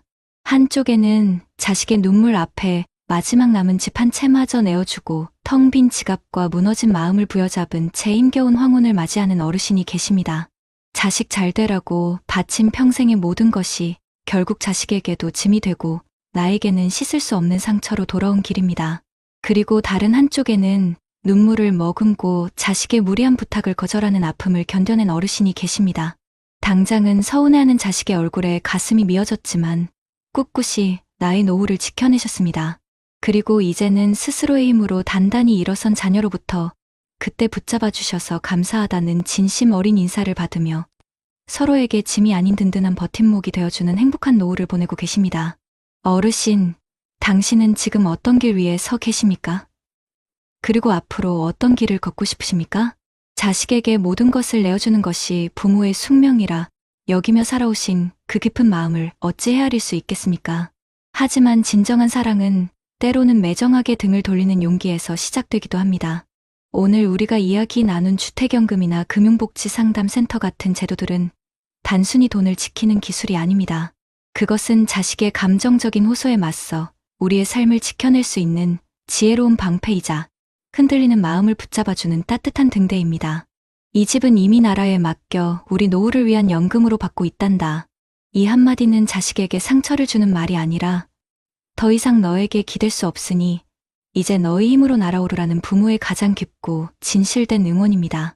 품 안의 자식은 날갯짓을 잊어버리지만 둥지 밖으로 밀어낸 자식은 비로소 하늘을 나는 법을 배웁니다. 돈으로 해결해주는 부모가 아니라 수십 년 세월이 응축된 지혜와 경험으로 자식의 길을 비춰주는 부모가 되어주십시오. 차가운 돈다발 대신 실패의 위험을 함께 고민하고 최악의 상황을 대비하는 그 불편한 대화야말로 자식을 더 큰 나락에서 구해내는 생명줄이 될 수 있습니다. 만약 잘못되면 어떡할 거니? 이 질문은 저주가 아니라 실패마저도 보듬으려는 부모의 애끓는 사랑의 다른 표현입니다. 어르신, 기억하십시오. 부모의 안정된 노후는 자녀에게 물려줄 수 있는 최고의 유산입니다. 부모님이 스스로의 삶을 단단하게 지키고 행복하게 살아가는 모습을 보여주는 것만큼 자식의 어깨를 가볍게 해주는 선물은 세상에 없습니다. 그것이야말로 자식들이 죄책감이나 부담감 없이 자신의 인생을 마음껏 펼쳐나갈 수 있게 하는 진정한 해방일 것입니다. 이제 그늘을 거두고 당신의 이름으로 온전히 빛나십시오. 한평생 자식을 위해 헌신하며 애써온 당신의 삶은 그 자체로 존경받아 마땅한 역사입니다. 누구의 아버지, 누구의 어머니가 아닌 바로 나 자신의 남은 인생을 위해 가장 귀하고 소중하게 쓰여야 할 시간입니다. 당신의 행복이 곧 우리 모두의 행복이며 이 시대 가장 아름다운 이야기임을 잊지 마십시오.